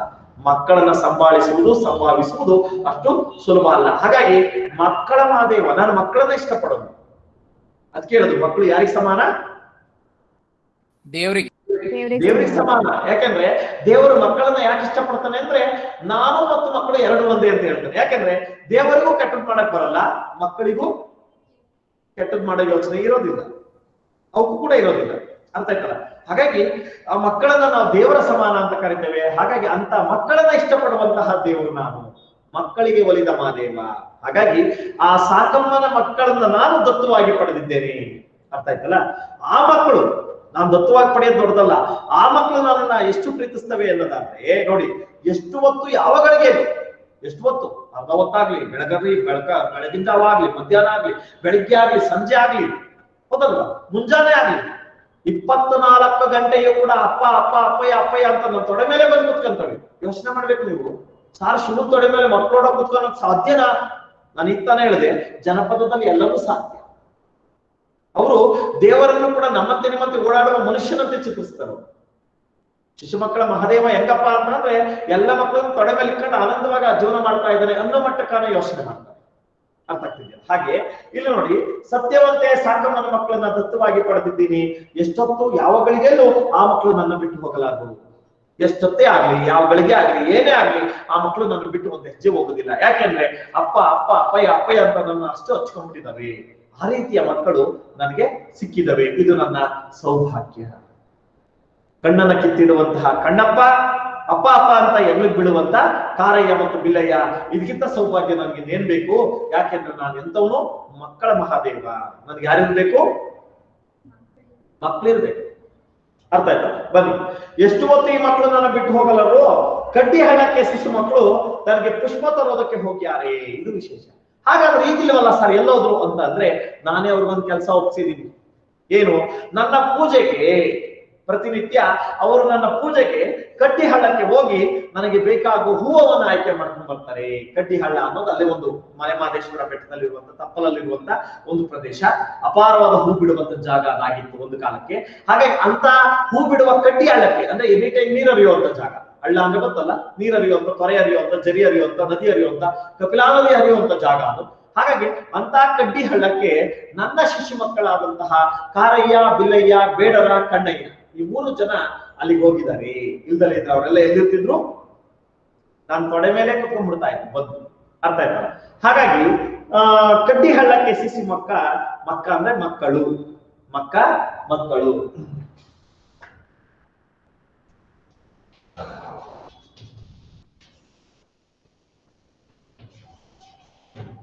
ಕಡ್ಡಿ ಹಳ್ಳಕ್ಕೆ ಹೋಗಿರುವಂತಹ ಶಿಶು ಮಕ್ಕಳು. ಶಿಶು ಅಂದ್ರೆ ಸಣ್ಣ ಮಕ್ಕಳು, ಎಳೆ ಮಕ್ಕಳು ಅಂತ.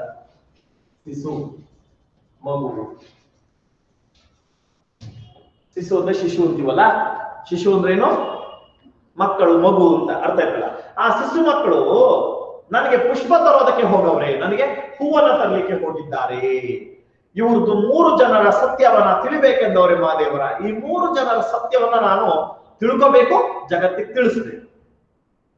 ಹೌದಲ್ವಾ? ಭಗವಂತನ ಕೆಲಸ ಏನಪ್ಪಾ ಅಂದ್ರೆ ಭಕ್ತನ ಭಕ್ತಿಯನ್ನ ಜಗತ್ತಿಗೆ ಪರಿಚಯ ಮಾಡಿಸೋದು. ದ್ವಿತೀಯ PUC ಅಲ್ಲಿ ಓದ್ತೀರಾ? ಇಲ್ಲ, ನಿಮ್ಗೆ ಇದೆ ಅನ್ಸುತ್ತೆ. ರಗಳೆ ಇದೆ ಅಲ್ವಾ ನಿಮ್ಗೀಗ? ರಗಳೆ ಇದೆ, ಪೂರ್ಣದ ರಗಳೆ. ಏನೋ ದೇವನೋಜ ಕುಲ ವೈಸತ್ಕುಲ ಅಂತ ಒಂದು ಪದ್ಯ ಇದೆ ನಿಮ್ಗೆ, ಹರಿಹರನ ರಗಳೆ. ಆ ರಗಳೆಯಲ್ಲಿ ನೋಡ್ಬೇಕು, ಮಾದಾರ ಚೆನ್ನಯ್ಯನ ಭಕ್ತಿಯನ್ನ ಜಗತ್ತಿಗೆ ಹೇಗೆ ಪರಿಚಯ ಮಾಡಿಸುವಂತ ಕೆಲಸವನ್ನ ನಮ್ಮ ಭಗವಂತ ಶಿವ ಮಾಡ್ತಾನೆ ಅನ್ನುವಂಥದ್ದು. ಶಿವನ ಮೂಲ ಉದ್ದೇಶವೇ ತನ್ನ ಭಕ್ತರ ವಿಖ್ಯಾತಿಯನ್ನ, ತನ್ನ ಭಕ್ತರ ಒಂದು ಶಕ್ತಿಯನ್ನ, ತನ್ನ ಭಕ್ತರ ಭಕ್ತಿಯನ್ನ ಜಗತ್ತಿಗೆ ಪರಿಚಯ ಮಾಡಿಸೋದ್ರ ಮೂಲಕ ಆ ಭಕ್ತನನ್ನ ಶಾಶ್ವತವಾದಂತ ಸ್ಥಿತಿಗೆ ತೆಗೆದುಕೊಂಡು ಹೋಗಿ ನಿಲ್ಲಿಸುವಂತ ಕೆಲಸವನ್ನ ಭಗವಂತ ಶಿವ ಸಾಕ್ಷಾತ್ ಮಾಡ್ತಾನೆ ಅನ್ನುವಂಥದ್ದನ್ನು ನಾವು ನೋಡ್ತಾ ಬಂದಿದ್ದೇವೆ. ನಮ್ಮ ಪುರಾಣಗಳಲ್ಲಿ ಅದನ್ನು ಓದ್ತಾ ಬಂದಿದ್ದೇವೆ. ಹಾಗಾಗಿ ಶಿವ ತನ್ನ ಭಕ್ತರನ್ನ ತಿರುವಂತೆ ಮಾಡುವ, ಅರದು ನೋಡುವ ಸವಣದ ಚಿನ್ನದಂತೆ, ಹೊರದು ನೋಡುವ ಕಬ್ಬಿನ ಜಲ್ಲೆಯಂತೆ, ಬೆದರದೆ ಬೆಚ್ಚದೆ ಇದ್ದೊಡೆ ಕರಬಿಡಿದೆತ್ತುಕೊಂಬ ನಮ್ಮ ಕೂಡಲ ಸಂಗಮ ದೇವ.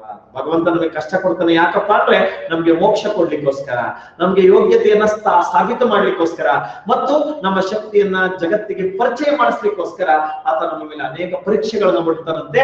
ಆ ಪರೀಕ್ಷೆಗಳೇ ನಮ್ಗೆ ಕಷ್ಟ ಆಗಿರ್ತಾವಂತೆ. ಹಾಗೆ ಈಗ ನನ್ನ ಮಕ್ಕಳಿಗೆ ನಾನು ಪರೀಕ್ಷೆ ಕೊಡ್ಬೇಕು.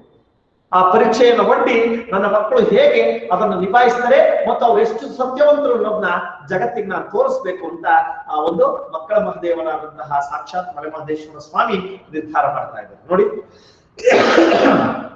ಇವ್ರು 3 ಜನರ ಸತ್ಯವನ್ನ ತಿಳಿಬೇಕಂದವ್ರೆ ಮಹಾದೇವ.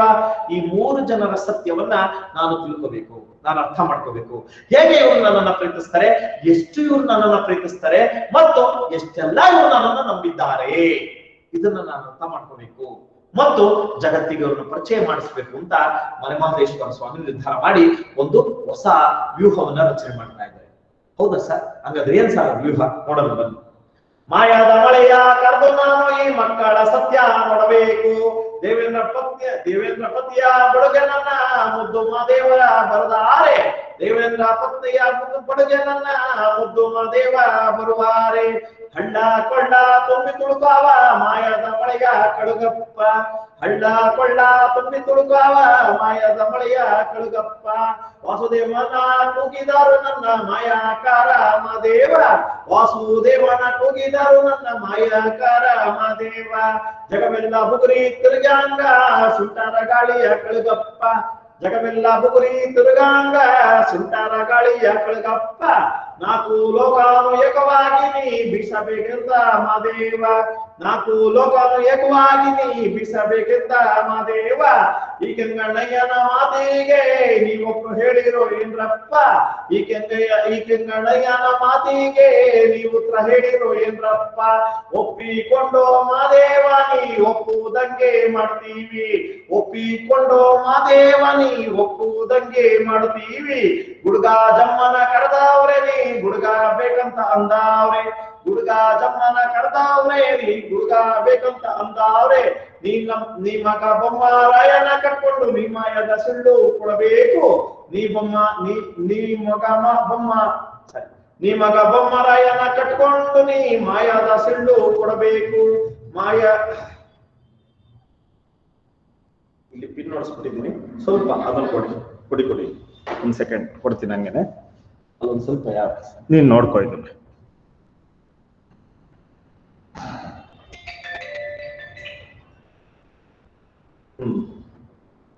ನನ್ನ ಮಾದೇವನ ಮಾತು ಕೇಳವ್ರೆ ಕಾರೆಂಬ ಕತ್ತಾಲೆ ಮಾಡ್ಯಾರೆ ನನ್ನ ಮಾದೇವನ ಮಾತು ಕೇಳವ್ರೆ ಕಾರೆಂಬ ಕತ್ತಾಲೆ ಮಾಡವ್ರೆ ಕಾರೆಂಬ ಕತ್ತಾಲು ಮಾಡವ್ರೆ ಜೋರೆಂಬ ಮಳೆಯ ಕರೆದವ್ರೆ ಕಾರೆಂಬ ಕತ್ತಾಲು ಮಾಡವ್ರೆ ಜೋರೆಂಬ ಮಳೆಯ ಕರೆದವ್ರೆ ಲಿಂಗ ಲಿಂಗ ಎನ್ನುವರು ನಿಮ್ಮ ಲಿಂಗವ ಯಾರು ಬಲ್ಲಾರು ಲಿಂಗ ಲಿಂಗ ಎನ್ನುವರು ನಿಮ್ಮ ಲಿಂಗವ ಯಾರು ಬಲ್ಲಾರು ನೋಡಿ ಆಯ್ತು ತನ್ನ ಮಕ್ಕಳನ್ನ ಪರೀಕ್ಷೆ ಮಾಡಬೇಕು ಅಂತ ನಿರ್ಧಾರ ಮಾಡಿದಂತಹ ಮಲೆಮಹದೇಶ್ವರ ಒಂದು ಯೋಜನೆಯನ್ನು ನಿರ್ಮಾಣ ಮಾಡ್ತಾ ಇದ್ದಾರೆ ಆ ಯೋಜನೆಗೆ ಬೇಕಾಗುವಂತ ಅನೇಕ ವ್ಯಕ್ತಿಗಳನ್ನ ಸಂಪರ್ಕಿಸುವ ಕೆಲಸವನ್ನು ಮಾಡ್ತಾ ಇದ್ದಾರೆ ಏನು ಮಾಯದ ಮಳೆಯ ಕರೆದು ನಾನು ಈ ಮಕ್ಕಳ ಸತ್ಯವನ್ನು ನೋಡಬೇಕು ಎಸ್ ಮಾಯದಂತ ಮಳೆ ಎಂಥ ಮಳೆ ಆಗ್ಬೇಕಪ್ಪ ಅದಂದ್ರೆ ಜಗತ್ತೇ ತಲ್ಲಣಗೊಳ್ಳುವಂತ ಪ್ರವಾಹ ಸದೃಶವಾದ ಮಳೆಯನ್ನ ಬರಂಗ್ ಮಾಡಿ ಆಗ ನನ್ನ ಮಕ್ಕಳು ಹೇಗೆ ನನ್ನನ್ನು ಕಾಪಾಡ್ತಾರೆ ನೋಡಿ ಆ ಮೂಲಕ ಅವರ ಭಕ್ತಿ ಮತ್ತು ಅವರ ಶ್ರದ್ಧೆ ಮತ್ತು ನನ್ನ ಮೇಲೆ ಅವರಿಟ್ಟಿರುವ ಪ್ರೀತಿಯನ್ನ ನಾನು ಜಗತ್ತಿಗೆ ಪರಿಚಯ ಮಾಡಿಸ್ಬೇಕು ಅಂತ ನಿರ್ಧಾರ ಮಾಡ್ತೀನಿ ಯಾಕೆಂದ್ರೆ ಪ್ರವಾಹದಲ್ಲಿ ನಾನು ಕೊಚ್ಚಿ ಹೋಗುವಂತೆ ಆಗಿ ಅವರು ನನ್ನನ್ನು ಹೇಗೆ ಕಾಪಾಡ್ತಾರೆ ನೋಡ್ಬೇಕು ಮಾಯದ ಮಳೆ ಅಂದ್ರೆ ಭಯಂಕರವಾದ ಮಳೆ ಮಿಂಚಿನಂತೆ ಬರುವಂತ ನಾವು ಕಲ್ಪನೆ ಮಾಡ್ಕೊಳ್ಳಿಕ್ಕೂ ಸಾಧ್ಯವಿಲ್ಲದಂತ ಭಯಂಕರವಾದ ಮಳೆಯನ್ನ ಮಾಯದ ಮಳೆ ಅಂತ ಕರಿತೀವಿ ನಿಮ್ಗೆ ಗೊತ್ತಿರ್ಬೇಕು ಒಂದು ಗೀತೆ ಕೂಡ ಇದೆ ಮಾಯದಂತ ಮಳೆ ಬಂತನ್ನ ಮಗದಾದ ಕೆರೆಗೆ ಅಂತ ಇರ್ತಲ್ಲ ಅಂದ್ರೆ ಒಂದು ಮಾಯದಂತ ಮಳೆ ಎಲ್ಲೂ ಕಂಡಿರ್ಲಾಕ್ಕೆ ಸಾಧ್ಯ ಇಲ್ಲ ಜಗತ್ತು ಆಶ್ಚರ್ಯ ಪಡುವ ಅಥವಾ ಜಗತ್ತೇ ವಿನಾಶದಂಚಿಗೆ ಮುಳುಗಿ ಹೋಗುವಂತ ಆ ಭಯಂಕರವಾದಂತ ಮಳೆಯನ್ನ ನಾನು ತರಿಸ್ಬೇಕು ಆ ಮಳೆಯನ್ನು ತರಿಸಿದಾಗ ನನ್ನ ಮಕ್ಕಳು ಹೇಗೆ ನನ್ನೊಂದಿಗೆ ಬದುಕ್ತಾರೆ ಮತ್ತು ಹೇಗೆ ನನ್ನನ್ನು ಕಾಪಾಡ್ತಾರೆ ಮತ್ತು ಹೇಗೆ ತನ್ನ ನಡವಳಿಕೆ ಮೂಲಕ ತಮ್ಮ ಶಕ್ತಿಯನ್ನು ತೋರಿಸ್ತಾರೆ ಅನ್ನೋದನ್ನ ಜಗತ್ತಿಗೆ ಪರಿಚಯ ಮಾಡಿಸ್ಬೇಕು ಅಂತ ಮಹದೇಶ್ವರ ಏನ್ ಮಾಡಿದಾನೆ ಮಾಯದ ಮಳೆಯನ್ನು ತರಿಸ್ಬೇಕು ಅಂತ ನಿರ್ಧಾರ ಮಾಡಿದ್ದಾನೆ ಮಾಯದ ಮಳೆಯನ್ನು ತರಕ್ಕೆ ಯಾರು ಬೇಕು ನೋಡಿ ಮಾಯದ ಮಳೆಯ ಕರೆದು ನಾನೇ ಮಕ್ಕಳ ಸತ್ಯವ ನೋಡಬೇಕು ಮಾಯದಂತ ಮಳೆಯನ್ನ ಕರೆಸಿ ಈ ಮಕ್ಕಳ ನಿಜವಾದ ಸತ್ಯ ಶಕ್ತಿ ಈ ಮಕ್ಕಳು ಹೇಗೆ ನನ್ನನ್ನ ಪ್ರೀತಿ ಮಾಡ್ತಾರೆ ಇಂಥದ್ದನ್ನ ನಾನು ನೋಡ್ಲೇಬೇಕು ನೋಡಿ ಅದಕ್ಕೆ ದೇವೇಂದ್ರ ಪತಿಯ ಬಳಿಗೆ ಬಂದು ಮುದ್ದು ಮಾದೇವ ಬರ್ತಾರೆ ನೋಡಿ ದೇವೇಂದ್ರ ಪತಿಯ ಬಳಿಗೆ ಬಂದು ದೇವೇಂದ್ರ ಆತ ದೇವತೆಗಳಿಗೆ ಇಂದ್ರ ದೇವತೆಗಳ ಒಡೆಯ ಆತ ಹೇಳಿದಂತೆ ಪ್ರಕೃತಿಯಲ್ಲಿ ನಡೆಯುತ್ತೆ ಯಾಕೆ ಅಂದ್ರೆ ಆತನಿಗೆ ಏನು ತ್ರಿಮೂರ್ತಿಗಳಾದಂತ ಶಿವ ವಿಷ್ಣು ಮಹೇಶ್ ಶಿವ ವಿಷ್ಣು ಮತ್ತು ಬ್ರಹ್ಮದೇವ ಮೂವರು ಆತನಿಗೆ ಸಾಮ್ರಾಜ್ಯವನ್ನ ಅಂದ್ರೆ ದೇವರ ಸಾಮ್ರಾಜ್ಯವನ್ನ ಅರ್ಪಿಸಿ ಆತನಿಗೆ ಆ ಅಧಿಕಾರವನ್ನು ಮಾಡಲಿಕ್ಕೆ ಬಿಟ್ಟುಬಿಟ್ಟಿದ್ದಾರೆ ಗೊತ್ತಿರ್ಬೇಕು ದೇವೇಂದ್ರನ ಆಣತಿಯಂತೆ ದೇವಲೋಕ ನಡೆಯುತ್ತೆ ಅನ್ನುವಂಥದ್ದು ಹೇಗೆ ಒಂದು ದೇಶಕ್ಕೆ ಪ್ರಧಾನಿ ಇರ್ತಾನೋ ಹಾಗೆ ದೇವಲೋಕಕ್ಕೆ ದೇವೇಂದ್ರನಿದ್ದಾನೆ ಎಂಬಂತ ನಂಬಿಕೆಯನ್ನು ನಾವು ಕಾಣ್ತೇವೆ ಬನ್ನಿ ಅಂತ ದೇವೇಂದ್ರ ಪತಿಯ ಬಳಿಗೆ ಬಂದು ಅಂತ ದೇವೇಂದ್ರನ ಬಳಿಗೆ ಬಂದು ಏನಂತ ಮುದ್ದು ಮಾದೇವ ಬರ್ತಾವ್ರೆ ಮುದ್ದಾದಂತ ಮಾದೇವ ಗೊತ್ತಿರ್ಬೇಕು ಆತನೂ ಕೂಡ ಮಗು ಅಂತ ಮಾದೇವ ಅಂತ ಅಂದ್ರೆ ಅವನಿಗೆ ವಯಸ್ಸಾಗಲು ಮುದುಕ ಅಂತ ಅಲ್ಲ ನಿಮ್ ಮಲೆಮಹದೇಶ್ವರದ ಸೀರಿಯಲ್ ಬರ್ತಾ ಇತ್ತು ನೋಡಿದ್ರು ಇಲ್ವೋ ಗೊತ್ತಿಲ್ಲ ಹಾಗೆ ಆತ ಕೂಡ ಬಾಲಕನೇ ಚಿಕ್ಕ ವಯಸ್ಸಿನಲ್ಲೇ ಹುಲಿಯನ್ನ ಏರ್ಕೊಂಡು ಎಲ್ಲರ ಮನೆಗೆ ಬಂದು ಭಿಕ್ಷೆಯನ್ನು ಬಿಡ್ತಾ ಇದ್ದ ಅಂತ ನಂಬಿಕೆಯನ್ನು ಕೂಡ ನಾವು ಅವತ್ತಿಗೆ ಇಟ್ಕೊಂಡಿದ್ದೇವೆ ಹಾಗಾಗಿ ಆತ ಸಣ್ಣ ಮಕ್ಕಳಿಗೆ ಕಲಿತಿದ್ದ ಅಂತ ಅವನು ಕೂಡ ಬಾಲಕನೇ ಆಗಿದ್ದಾಗೆ ಪವಾಡವನ್ನು ಶುರು ಮಾಡ್ದ ಅನ್ನುವಂಥದ್ದು ಹಾಗಾಗಿ ಮುದ್ದಾದ ಆ ಮಲೆಮಹದೇಶ್ವರ ನೇರವಾಗಿ ದೇವರಾಯನ ಬಳಿಗೆ ಬರ್ತಾ ಇದ್ದಾನೆ ಹಳ್ಳ ಕೊಳ್ಳ ತುಂಬಿ ತುಳುಕುವ ಮಾಯದ ಮಳೆಯ ಕಳಗಪ್ಪ ಎಲೆ ದೇವೇಂದ್ರ ಒಂದು ಅಯ್ಯೋ ಮಹಾಸ್ವಾಮಿ ನನ್ನ ಮನೆಗೆ ಬಂದ್ಬಿಟ್ರಲ್ಲ ಸ್ವಾಮಿ ಏನಾಗ್ಬೇಕು ಹೇಳಿ ನನ್ನ ಅಪ್ಪಣೆಯಂತೆ ನಿಮ್ಮ ಅಪ್ಪಣೆಯಂತೆ ನಾನು ನಡೀತೇನೆ ನಿಮ್ಮ ಆಣತಿಯಂತೆ ನಾನು ನಡೀತೇನೆ ಹೇಳಿ ನನ್ನಿಂದ ಏನಾಗಬೇಕು ಯಾಕೆಂದ್ರೆ ನಮ್ಮೆಲ್ಲರ ಒಡೆಯ ನೀನು ನಮ್ಮೆಲ್ಲರ ಪ್ರಭು ನೀನು ಮನಸ್ಸು ಮಾಡಿದ್ರೆ ಇಡೀ ಬ್ರಹ್ಮಾಂಡವನ್ನೇ ನಾಶ ಮಾಡುವಂತ ಶಕ್ತಿ ಇರುವಂತಹ ವ್ಯಕ್ತಿ ನೀನು ಅಂತಹ ಪರಮಾತ್ಮನಾದಂತಹ ಭಗವಂತನಾದಂತಹ ಮಲೆಮಹದೇಶ್ವರ ಸ್ವಾಮಿ ನೀವು ನನ್ನ ಮನೆಗೆ ಬಂದ್ಬಿಟ್ಟಿದ್ರಲ್ಲ ಸ್ವಾಮಿ ಅರ್ಥ ಆಯ್ತಾ ಹೇಳ್ತಿರೋದು ಅಂದ್ರೆ ದೇವೇಂದ್ರನಿಗಿಂತ ಮಹಾಪರಾಕ್ರಮ ಇವ್ರಿಗಿದೆ ಆದ್ರೆ ದೇವೇಂದ್ರನಿಗೆ ಆ ಕೆಲಸವನ್ನು ವಹಿಸ್ಬಿಟ್ಟಿದ್ದಾರೆ ಅರ್ಥ ಆಯ್ತಲ್ಲ? ಹಾಗಾಗಿ ಅಂತಹ ಮಹಾ ಚೇತನವಾದಂತ ನೀವು ನನ್ನ ಮನೆಗೆ ಬಂದಿದ್ದೀರಾ, ಹೇಳಿ ಸ್ವಾಮಿ ಏನಾಗ್ಬೇಕು ಅನ್ನುವಂತ ರೀತಿಯಲ್ಲಿ ಮಲೆಮಹದೇಶ್ವರ ಸ್ವಾಮಿ ನೇರವಾಗಿ ದೇವೇಂದ್ರನ ಮನೆಗೆ ಹೋಗಿದ್ದಾರೆ. ದೇವೇಂದ್ರ ಎದ್ದು ಆತನಿಗೆ ಗೌರವವನ್ನು ಕೊಟ್ಟಿದ್ದಾರೆ. ಆ ಗೌರವ ಕೊಟ್ಟಾಗ ಅವನಯ್ಯ ನಿನ್ನಿಂದ ಒಂದು ಕೆಲಸ ಆಗ್ಬೇಕೇನು, ಹಳ್ಳ ಕೊಳ್ಳ ತುಂಬಿ ತುಳುಕುವ ಮಾಯದ ಮಳೆ ಕಳಗಪ್ಪ. ಅಪ್ಪ, ಹಳ್ಳ ಕೊಳ್ಳ ಬೆಟ್ಟ ಗುಡ್ಡ ಮನೆ ಮಠ ಊರು ಕೇರಿ ದೇಶ ಕೋಶ ಎಲ್ಲವೂ ತುಂಬಿ ತುಂಬಿ ತುಂಬಿ ತುಳುಕಾಡ್ಬಿಡ್ಬೇಕು. ಅಂಥದ್ದೊಂದು ಮಳೆಯನ್ನ ನೀನ್ ಕಳಿಸ್ಬೇಕು. ಅದು ನಿನ್ ಕೆಲಸ. ನಾನು ನಿನ್ಗೆ ಏನ್ ಮಾಡಕ್ ಬಂದಿದ್ದೀನಿ? ನಾನು ನಿಮ್ಗೆ ಏನ್ ಮಾಡಕ್ ಬಂದಿದ್ದೀನಿ ಇಲ್ಲಿ? ಪರೀಕ್ಷೆ ಅಲ್ಲ, ಪರೀಕ್ಷೆ ಮಕ್ಕಳಿಗೆ ಮಾಡೋದು. ನಾನ್ ನಿನ್ಗೆ ಆರ್ಡರ್ ಮಾಡಕ್ ಬಂದಿದ್ದೀನಿ. ಯಾಕೆಂದ್ರೆ ಐ ಆಮ್ ಬಾಸ್, ನಾನೇ ದೊಡ್ಡವನು, ನನ್ನ ನಂತರ ನೀವೆಲ್ಲ. ಅರ್ಥ ಆಯ್ತು ಹೇಳ್ತಿರೋದು? ಹಾಗಾಗಿ ಎಲೆ ದೇವೇಂದ್ರ, ನಾನು ನಿನಗೆ ಆರ್ಡರ್ ಮಾಡ್ತಾ ಇದ್ದೀನಿ, ಭಯಂಕರವಾದ ಮಳೆಯನ್ನ ನೀನು ಸುರಿಸ್ಬೇಕು. ಯಾವ ಮಟ್ಟಕ್ಕೆ ಇರ್ಬೇಕಪ್ಪ? ಜಗತ್ತೇ ತುಂಬಿ ತುಳ್ಕೋಗ್ಬಿಡ್ಬೇಕು, ಜಗತ್ತೇ ಕೊಚ್ಕೊಂಡು ಹೋಗ್ಬಿಡ್ಬೇಕು, ಅಂತ ಮಳೆಯನ್ನ ನೀನು ಸುರಿಸ್ಬೇಕು ಅಂತ ದೇವೇಂದ್ರನಿಗೆ ಹೋಗಿ ಆಜ್ಞೆ ಮಾಡ್ತಾ ಇದ್ದಾರೆ. ಯಾರು? ಮಲೆಮಹದೇಶ್ವರ ಸ್ವಾಮಿ ಸಾಕ್ಷಾತ್ವಾಗಿ ದೇವೇಂದ್ರನಿಗೆ ಆಜ್ಞೆ ಮಾಡ್ತಾ ಇದ್ದಾರೆ. ನೋಡಿ, ವಾಸುದೇವನ ಕೂಗಿದರು ನನ್ನ ಮಾಯಾಕಾರ ಮಹಾದೇವ. ಅದಾಯ್ತು, ನೀನ್ ಮಳೆ ಸುರಿಸ್ಬೇಕಪ್ಪ. ಅವನಿಲ್ಲ ಅನ್ನಕ್ಕಾಗಲ್ಲ. ಅಯ್ಯೋ ಆಯ್ತು ಸ್ವಾಮಿ, ನೀವ್ ಹೇಳ್ದಂಗೆ ಕೇಳ್ತೀವಿ. ಯಾಕೆ? ನಮ್ಮೆಲ್ಲ ಶಕ್ತಿಯ ಮೂಲ ನೀವಿದ್ರೆ ನಾವು, ಹೌದಲ್ಲ? ಮಲೆಮಹದೇಶ್ವರ ಸ್ವಾಮಿ ನೀವಿದ್ರೆ ನಾವು, ನೀವಿಲ್ಲ ಅಂದ್ರೆ ನಾವೆಲ್ಲಿ? ಹಾಗಾಗಿ ನೀವ್ ಹೇಳಿದ್ಮೇಲೆ ಇಲ್ಲ ನಾನು ಮಳೆ ಸುರಿಸಲ್ಲ ಅನ್ನಕ್ಕಾಗಲ್ಲ. ಆಯ್ತು ಸ್ವಾಮಿ, ನೀವ್ ಹೇಳ್ದ ಹಾಗೆ ನೀವ್ ಹೇಳ್ತಿದ್ರಿ ಸಣ್ಣ ಪುಟ್ಟ ಮಳೆಯನ್ನ ಸುರಿಸಿ ಜಗತ್ತಿನ ತುಂಬಾ ಹಸುರು ತುಂಬುತ್ತಿದ್ರಿ, ಅಷ್ಟೇ ಮಾಡ್ತಾ ಇದ್ದೆ. ಈಗ ಮಾಯದ ಮಳೆ ಸುರಿಸಿ ಜಗತ್ತನ್ನ ಕೊಚ್ಕೊಂಡು ಹೋಗುತ್ತಿದ್ದೀರಾ, ಹಂಗೆ ಮಾಡ್ತೀವಿ. ಕಳುಗಪ್ಪ ಅಂದ್ರೆ ಕಳುಗಪ್ಪ, ಕಳಿಸಪ್ಪ. ಕಳುಗು ಕಳಿಸು.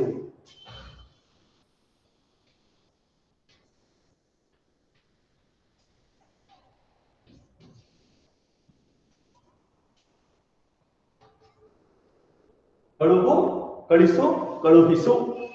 ಯಾರನ್ನ? ಮಾಯದ ಮಳೆ. ನಿನ್ನ ಶಕ್ತಿ ಇದೆಯಲ್ಲ, ನಿನ್ನ ಮಳೆಯ ಶಕ್ತಿ ಇದೆಯಲ್ಲ, ಆ ಮಳೆಯ ಶಕ್ತಿಯನ್ನ ಕಳಿಸಿ ಇಡೀ ಭೂಮಿಯೇ ತುಂಬಿ ತುಂಬಿ ಹರಿಯುವಂತ ನೀರನ್ನ ನೀನು ತುಂಬಬೇಕು ಅಂದ್ರು. ಅದಕ್ಕೆ ಅವನು ಒಪ್ಕೊಂಡ. ಹಾಗೆ ವಾಯುದೇವನನ್ನ ಕರಿತಾ ಇದ್ದಾರೆ ನೋಡಿ. ವಾಸುದೇವನನ್ನ ಕರೆದು ಕೂಗಿದರು. ವಾಸುದೇವ ಓಡ್ ಬಂದ. ಆತನನ್ನ ಕುರಿದು ನನ್ನ ಮಾಯಕಾರ ಮಹಾದೇವ ಹೀಗೆ ಹೇಳ್ತಾ ಇದ್ದಾನೆ, ಜಗವೆಲ್ಲ ಬುಗುರಿ ತಿರುಗೋ ಹಾಗೆ ಸುಟ್ಟು ಗಾಳಿ ಕಳಗಪ್ಪ. ವಾಸುದೇವ ಅಂದ್ರೆ ವಾಯುದೇವ, ವಾಯುವನ್ನ ಒಂದು ವರವನ್ನ ಪಡೆದಿರುವಂತವನು. ಆತ ಗಾಳಿ ಬೀಸುವಂತ ಶಕ್ತಿಯನ್ನು ಹೊಂದಿರುವವನು. ನೀನು ಬರೀ ಗಾಳಿ ಬೀಸಬಾರದು, ಎಂತದ್ದು ಭೂಮಿನೇ ಬುಗುರಿ ತರ ಗಿರ್ರಂತ ತಿರುಗುವಂತ ಸುಂಟ್ರ ಗಾಳಿ. ಸುಂಟ್ರ ಗಾಳಿ ಕಳಗಪ್ಪ. ಸುಂಟ್ರ ಗಾಳಿಯನ್ನ ನೀನ್ ಕಳಗಪ್ಪ ಅಂದ್ರೆ ಕಳಿಸಪ್ಪ. ಅರ್ಥ ಆಯ್ತಲ್ವಾ? ಅರ್ಥ ಆಗ್ತಿದ್ಯಾ? Yes sir. ಜಗವೆಲ್ಲ ಬುಗುರಿ ತಿರುಗೋ ಹಾಗೆ ಸುಂಟ್ರ ಗಾಳಿ ಕಳಗಪ್ಪ. ಜಗವೆಲ್ಲ ಇಡೀ ಜಗತ್ತೇ ಬುಗುರಿ ತರ ಅಂತ ತಿರುಗ್ಬೇಕು. ನೋಡಿದ್ರಿ ಅಲ್ವಾ ಎಂತೆಂತ ಸುಂಟ್ರ ಗಾಳಿಗಳನ್ನ ಇತ್ತೀಚಿನ ಟಿವಿಯಲ್ಲಿ ನೋಡ್ತಾ ಇದ್ದೀವಿ. ಯಾವ್ಯಾವ ದೇಶದ ಮೇಲೆ ಬರ್ತಾ ಇರುವಂತ ಚಂಡಮಾರುತಗಳಿಂದ ಆಗುವಂತ ದುಷ್ಪರಿಣಾಮಗಳು, ಸುನಾಮಿಗಳಿಂದ ಆಗ್ತಾ ಇರುವಂತ ಅವಘಡಗಳು, ಹಾಗೇನೆ ದೊಡ್ಡ ದೊಡ್ಡ ಮಳೆಯಿಂದ, ಮಹಾಮಳೆಯಿಂದ ಆಗ್ತಾ ಇರುವಂತ, ಕುಂಭದ್ರೋಣ ಮಳೆಯಿಂದ ಆಗ್ತಾ ಇರುವಂತ ಸಮಸ್ಯೆಗಳು ಎಲ್ಲವನ್ನ ಕಣ್ಣಾರೆ ನೋಡ್ತಾರೆ. ಇವೆಲ್ಲ ಭಗವಂತನ ಆಣತಿಯಂತೆ ನಡೀತಾ ಇದೆ, ದೇವರ ಸೃಷ್ಟಿಯಂತೆ ನಡೀತಾ ಇದೆ, ಆತನ ಇಚ್ಛೆಯಂತೆ ನಡೀತಾ ಇದೆ. ಅರ್ಥ ಆಯ್ತಲ್ಲ? ಹಾಗಾಗಿ ಅವನನ್ನ ಬಿಟ್ಟು ನಾನೇನು ಅಲ್ಲ, ಅವನೇ ಜಗತ್ತಿಗೆ ಎಲ್ಲ. ಭಗವಂತನನ್ನು ನಂಬಬೇಕು, ಅವನನ್ನ ಗೌರವಿಸ್ಬೇಕು, ಅವನ ಆಣತಿಯಂತೆ ಬದುಕಬೇಕು, ಧರ್ಮವಾಗಿ, ನ್ಯಾಯವಾಗಿ, ಸತ್ಯವಾಗಿ, ಯೋಗ್ಯವಾಗಿ ಬದುಕುವಂತ ಗುಣವನ್ನ ಮನುಷ್ಯ ಇಟ್ಕೋಬೇಕು. ಯಾಕೆಂದ್ರೆ ಮನುಷ್ಯ ಜಗತ್ತಿನಲ್ಲಿ ಏನು ಅಲ್ಲ, ಭಗವಂತನ ಮುಂದೆ ಅವನು ಶೂನ್ಯ. ಅರ್ಥ ಆಯ್ತಲ್ಲ? ಬನ್ನಿ. ಹಾಗಾಗಿ ಜಗವೆಲ್ಲ ಬುಗುರಿ ತಿರುಗುವ ಹಾಗೆ ಸುಂಟ್ರ ಗಾಳಿ ಕಳಗಪ್ಪ. ಇಡೀ ಜಗತ್ತೆಲ್ಲ ಬುಗುರಿ ತರ ತಿರುಗುವ ಹಾಗೆ ಸುಂಟ್ರ ಗಾಳಿಯನ್ನ ನೀನು ಕಳಿಸ್ಕೊಡ್ಬೇಕು ಅಂತ ಆತನಿಗೆ ಆಜ್ಞೆ ಮಾಡ್ತಾ ಇದ್ದಾರೆ. ಯಾರಿಗೆ? ವಾಸುದೇವ. ವಾಸುದೇವನಿಗೆ ಆಜ್ಞೆ ಮಾಡ್ತಾ ಇದ್ದಾರೆ. ನಾಲ್ಕು ಲೋಕನು ಏಕವಾಗಿ ನೀನು ಬೀಸಬೇಕೆಂದು ಮಹಾದೇವ.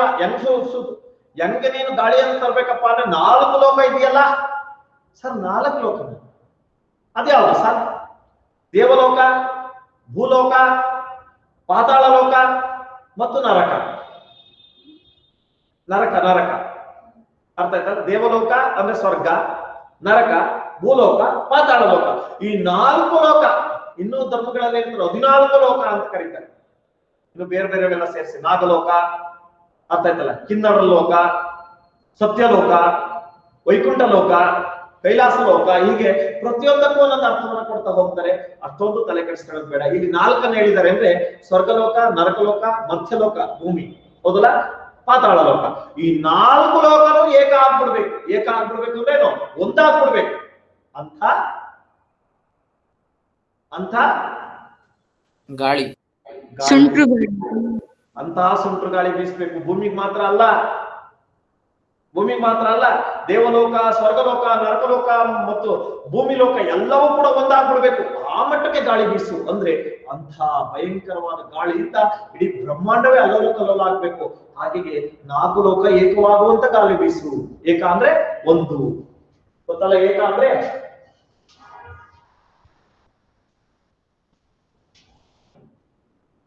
ನೋಡಿ, 4 ಲೋಕನು ಏಕವಾಗುವ ಅಂದ್ರೆ 4 ಲೋಕವು ಒಂದೇ ಆಗುವಂತಹ ಒಂದು ಆಗುವಂತೆ ಬೀಸಬೇಕೆಂದು ಅಮ್ಮ ದೇವ, ನಿನ್ನ ಗಾಳಿ ಅಷ್ಟು ಭಯಂಕರವಾಗಿ ಬೀಸಬೇಕು ಅಂತ ಅಮ್ಮ ದೇವ ಅಪ್ಪಣೆ ಕೊಡ್ತಾ ಇದ್ದಾನೆ. ಈ ಕೆಂಗಣ್ಣಯ್ಯನ ಮಾತಿಗೆ ನೀವು ಉತ್ತರ ಹೇಳಿರೋ ಏನ್ರಪ್ಪ? ಈ ಕೆಂಗಣ್ಣಯ್ಯ ಯಾರು? ಕೆಂಗಣ್ಣಯ್ಯ ಈಶ್ವರ, ಮಲೆ ಮಾದೇಶ್ವರ. ಇಲ್ಲಿ ಅಲ್ಲಲ್ಲ, ಏನು ಕೆಂಗಣ್ಣಯ್ಯ ಅಂದ್ರೆ? ಯಾರಲ್ಲ, ಏನು ಕೆಂಗಣ್ಣಯ್ಯ ಅಂದ್ರೆ ಏನು? ಕೆಂಪಾದ ಕಣ್ಣನ್ನ ವಿಗ್ರಹ ವಾಕ್ಯ ಇದು. ಕೆಂಪಾದ ಕಣ್ಣುಳ್ಳವನವನೋ ಅವನೇ ಕೆಂಗಣ್ಣ. ಆ ಕೆಂಗಣ್ಣ ಯಾರಿಗಿದೆ? ಮಲೆ ಮಾದೇಶ ಶಿವನಿಗಿದೆ. ಆ ಕೆಂಗಣ್ಣ ಯಾವುದು? ಅಣೆಗಣ್ಣು ಅಂತ ಕರಿತೀವಿ, ಅದನ್ನ ಉರಿಗಣ್ಣು ಅಂತ ಕೂಡ ಕರಿತೀವಿ. 2 ಕಣ್ಣನ್ನ ಹೊಂದಿರುವಂತದ್ದು ಜಗತ್ತಿನಲ್ಲಿ ಎಲ್ಲಾ ದೇವರು ಇದ್ರೆ ಶಿವನಿಗೆ ಎಷ್ಟು ಕಣ್ಣು? 3 ಕಣ್ಣು. ಕಣ್ಣನ್ನೇ ನಾವ್ ಎಂತ ಕಣ್ಣು ಅಂತೀವಿ? ಅಣೆಗಣ್ಣು, ಅಣೆಗಣ್ಣು ಅಥವಾ ಕೆಂಗಣ್ಣು ಅಂತ ಕರಿತೀವಿ. ಕೆಂಗಣ್ಣು ಅಂದ್ರೆ ಮತ್ತೇನಲ್ಲ, ಕೆಂಪಾದ ಕಣ್ಣು ಅಂತ. ಆ ಕಣ್ಣನ್ನ ಬಿಟ್ರೆ ಆ ಕಣ್ಣಿನಲ್ಲಿ ಬೆಳಕು ಬರಲ್ಲ, ಬದಲಾಗಿ ಏನ್ ಬರುತ್ತೆ? ಬೆಂಕಿ ಬರುತ್ತೆ. ಅದಕ್ಕೆ ಹೇಳೋದು, ಶಿವ ತನ್ನ 3ನೇ ಕಣ್ಣನ್ನ ತೆರೆದ್ರೆ ಇಡೀ ಭೂಮಿಯೇ ಭಸ್ಮ ಆಗ್ಬಿಡುತ್ತೆ ಅಂತ ಕೇಳಿರ್ತೀರಾ? ಹೌದು, ಕೇಳಿದಿರಲ್ಲ? ಹಾಗಾಗಿ ಆ ಕೆಂಪಾದ ಕಣ್ಣು ಅಂದ್ರೆ ಆ ಕೆಂಡದ ಕಣ್ಣು ಮತ್ತು ಆ ಬೆಂಕಿಯ ಕಣ್ಣು ಉಳ್ಳವನು ಅವನೇ ಕೆಂಗಣ್ಣಯ್ಯ. ಹಂಗಾದ್ರೆ ಯಾರು ಅವನು? ಶಿವ. ಶಿವನ ಒಂದು ರೂಪವೇ ಯಾರು? ಮಲೆ ಮಾದೇಶ್ವರ. ಅರ್ಥ ಆಗ್ತಿದ್ಯಾ? ಶಿವನ ಒಂದು ರೂಪವೇ ಮಲೆ ಮಾದೇಶ್ವರ. ಈ ಕೆಂಗಣ್ಣಯ್ಯನ, ನಾನು ಹೇಳ್ತಾ ಇರುವಂತ ಈ ಕೆಂಗಣ್ಣಯ್ಯನ ಮಾತಿಗೆ ನಾನು ನಿಮ್ಗೆ ಆರ್ಡರ್ ಮಾಡ್ತಾ ಇದ್ದೀನಲ್ಲ, ಈ ಮಾತಿಗೆ ನೀವು ಉತ್ತರ ಹೇಳ್ರೋ ಏನ್ರಪ್ಪ? ಅಪ್ಪ ವಾಸುದೇವ, ದೇವೇಂದ್ರ, ಉತ್ತರ ಹೇಳ್ರಯ್ಯ. ನಿಮ್ ಕೈಲಿ ಕೆಲಸ ಮಾಡಕ್ಕಾಗತ್ತಾ? 4 ಲೋಕ ಏಕವಾಗುವಂತಹ ಬಿರುಗಾಳಿಯನ್ನು ಬೀಸಕ್ಕಾಗುತ್ತೇನೋ? ಹಾಗೇನೆ ಇಡೀ ಭೂಮಿയെ ಕೊಚ್ಕೊಂಡು ಹೋಗುವಂತ ಮಳೆ ತರ್ಸಕ್ಕಾಗುತ್ತೇನೆಯಾ? ಹೇಳಯ್ಯ ವಾಸುದೇವ, ಹೇಳಯ್ಯ ದೇವೇಂದ್ರ, ನಾನು ಹೇಳಿದ ಕೆಲಸವನ್ನು ಮಾಡ್ತೀರಾ? ಈ ಕೆಂಗಣ್ಣಯ್ಯನಾದಂತಹ ಶಿವ ಹೇಳ್ತಾ ಇದ್ರೆ ನಿಮ್ ಕೈಲಿ ಮಾಡಕ್ಕಾಗುತ್ತಾ? ಹೀಗೆ ಹೇಳಿ. ಆಗುತ್ತೆ ಅನ್ಬೇಕಾ, ಆಗಲ್ಲ ಅನ್ಬೇಕಾ? ಆಗಲ್ಲ ಅನ್ಬೇಕು ಸರ್. ಆಗಲ್ಲ. ಯಾಕೆ? ಯಾಕೆ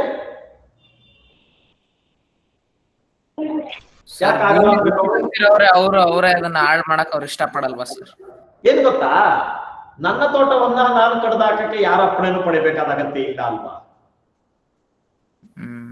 ಎಸ್ ಸರ್. Yes sir. ಪಕ್ಕದ ತೋಟ ಕಡಿಯಕ್ಕೆ ಹೋದ್ರೆ ಬಂದು ಅರೆಸ್ಟ್ ಮಾಡ್ತಾರೆ, ಜೈಲ್ಗೆ ಹಾಕ್ತಾರೆ. ಇದು ನಾನೇ ಬೆಳೆಸಿದ ತೋಟ. ಇಡೀ ಬ್ರಹ್ಮಾಂಡವ ಯಾರ ಭಿಕ್ಷೆ? ದೇವರ ಭಿಕ್ಷೆ, ಶಿವನ ಭಿಕ್ಷೆ. ನನ್ನ ಭಿಕ್ಷೆಯಲ್ಲಿ ಬದುಕ್ತಾ ಇದ್ದಾರೆಲ್ಲ. ಹಾಗಾಗಿ ಇದನ್ನ ಹಾಳು ಮಾಡುವ ಮತ್ತೆ ಹೊಸದಾಗಿ ಸೃಷ್ಟಿ ಮಾಡುವ 2 ಅಧಿಕಾರ ಯಾರಿಗಿದೆ? ಶಿವನ್. ಹಾಗಿದ್ರೆ ಇದನ್ನ ಮಾಡ್ಬೇಕು, ಅವ್ರು ಮಾಡ್ಬೇಕು ಬೇಡ ಅಂದಾಗ ಅವ್ರು ಮಾಡ್ಬೇಕು ಅಂತ ಒಪ್ಕೋಬೇಕಾಗತ್ತಾ? ಒಪ್ಕೊಳಕ್ ಆಗ್ದಲೇ ಇರಕ್ಕಾಗತ್ತಾ?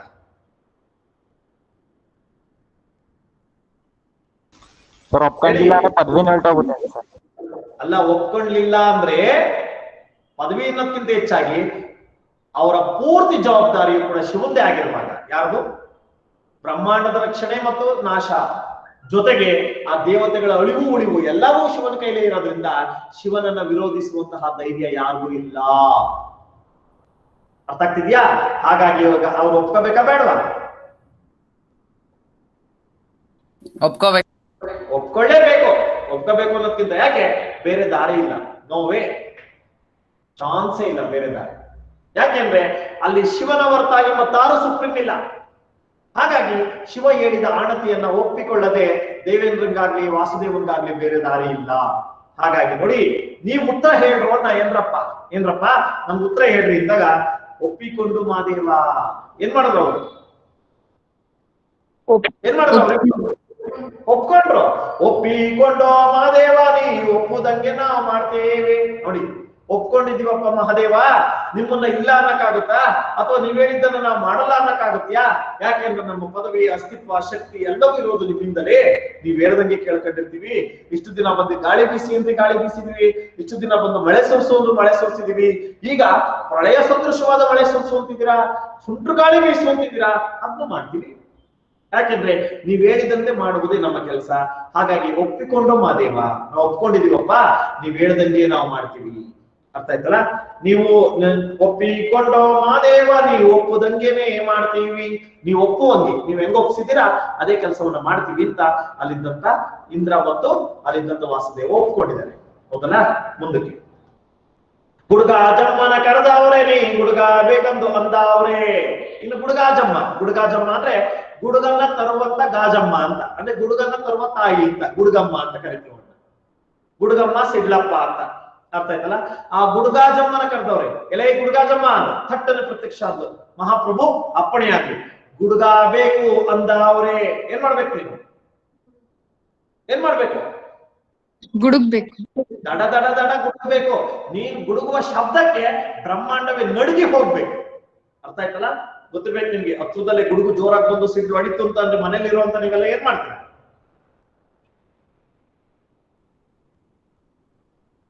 ಸಿಡ್ಲು ಗುಡುಗು ಜೋರಾಗಿ ಬಂದು ಎಲ್ಲ ಅಕ್ಕಪಕ್ಕದಲ್ಲಿ ಹೊಡಿತು ಅಂದಾಗ ಮನೇಲಿರೋ ಒಳಗಿರೋಂತ ನೀವೇನ್ ಮಾಡ್ತೀರಾ? ಭಯ ಆಗುತ್ತಾ? ಭಯ ಹೋಗ್ಬಿಡ್ತೀರಾ, ಎಷ್ಟೋ ಕ್ಷಣ ಹೊಂದ್ಬಿಡ್ತೀರಾ. ಹೌದಲ್ಲ? ಯಾಕೆಂದ್ರೆ ಅಂತ ಭಯಂಕರವಾದ ಶಬ್ದವನ್ನ ಆ ಗುಡುಗು ಮತ್ತು ಸಿಡ್ಲು ಹೊಂದಿದೆ. ಅಂತ ಗುಡುಗನ ತರೋಳು ಯಾರಪ್ಪ ಅಂದ್ರೆ ಗುಡುಗಾಜಮ್ಮ ಅಂತ. ಗುಡುಗಿನ ಜನನಿಯಾದಂತ ಗುಡುಗಾಜಮ್ಮ. ಅರ್ಥ ಆಯ್ತಲ್ಲ? ಆ ಗುಡುಗಾಜಮ್ಮನನ್ನ ನೋಡಿ, ಗುಡುಗನ್ನ ತರುವ ಆ ಅಮ್ಮನನ್ನ ಗುಡುಗಾಜಮ್ಮನನ್ನ ಕರೆದ್ರು ಹತ್ರಕ್ಕೆ.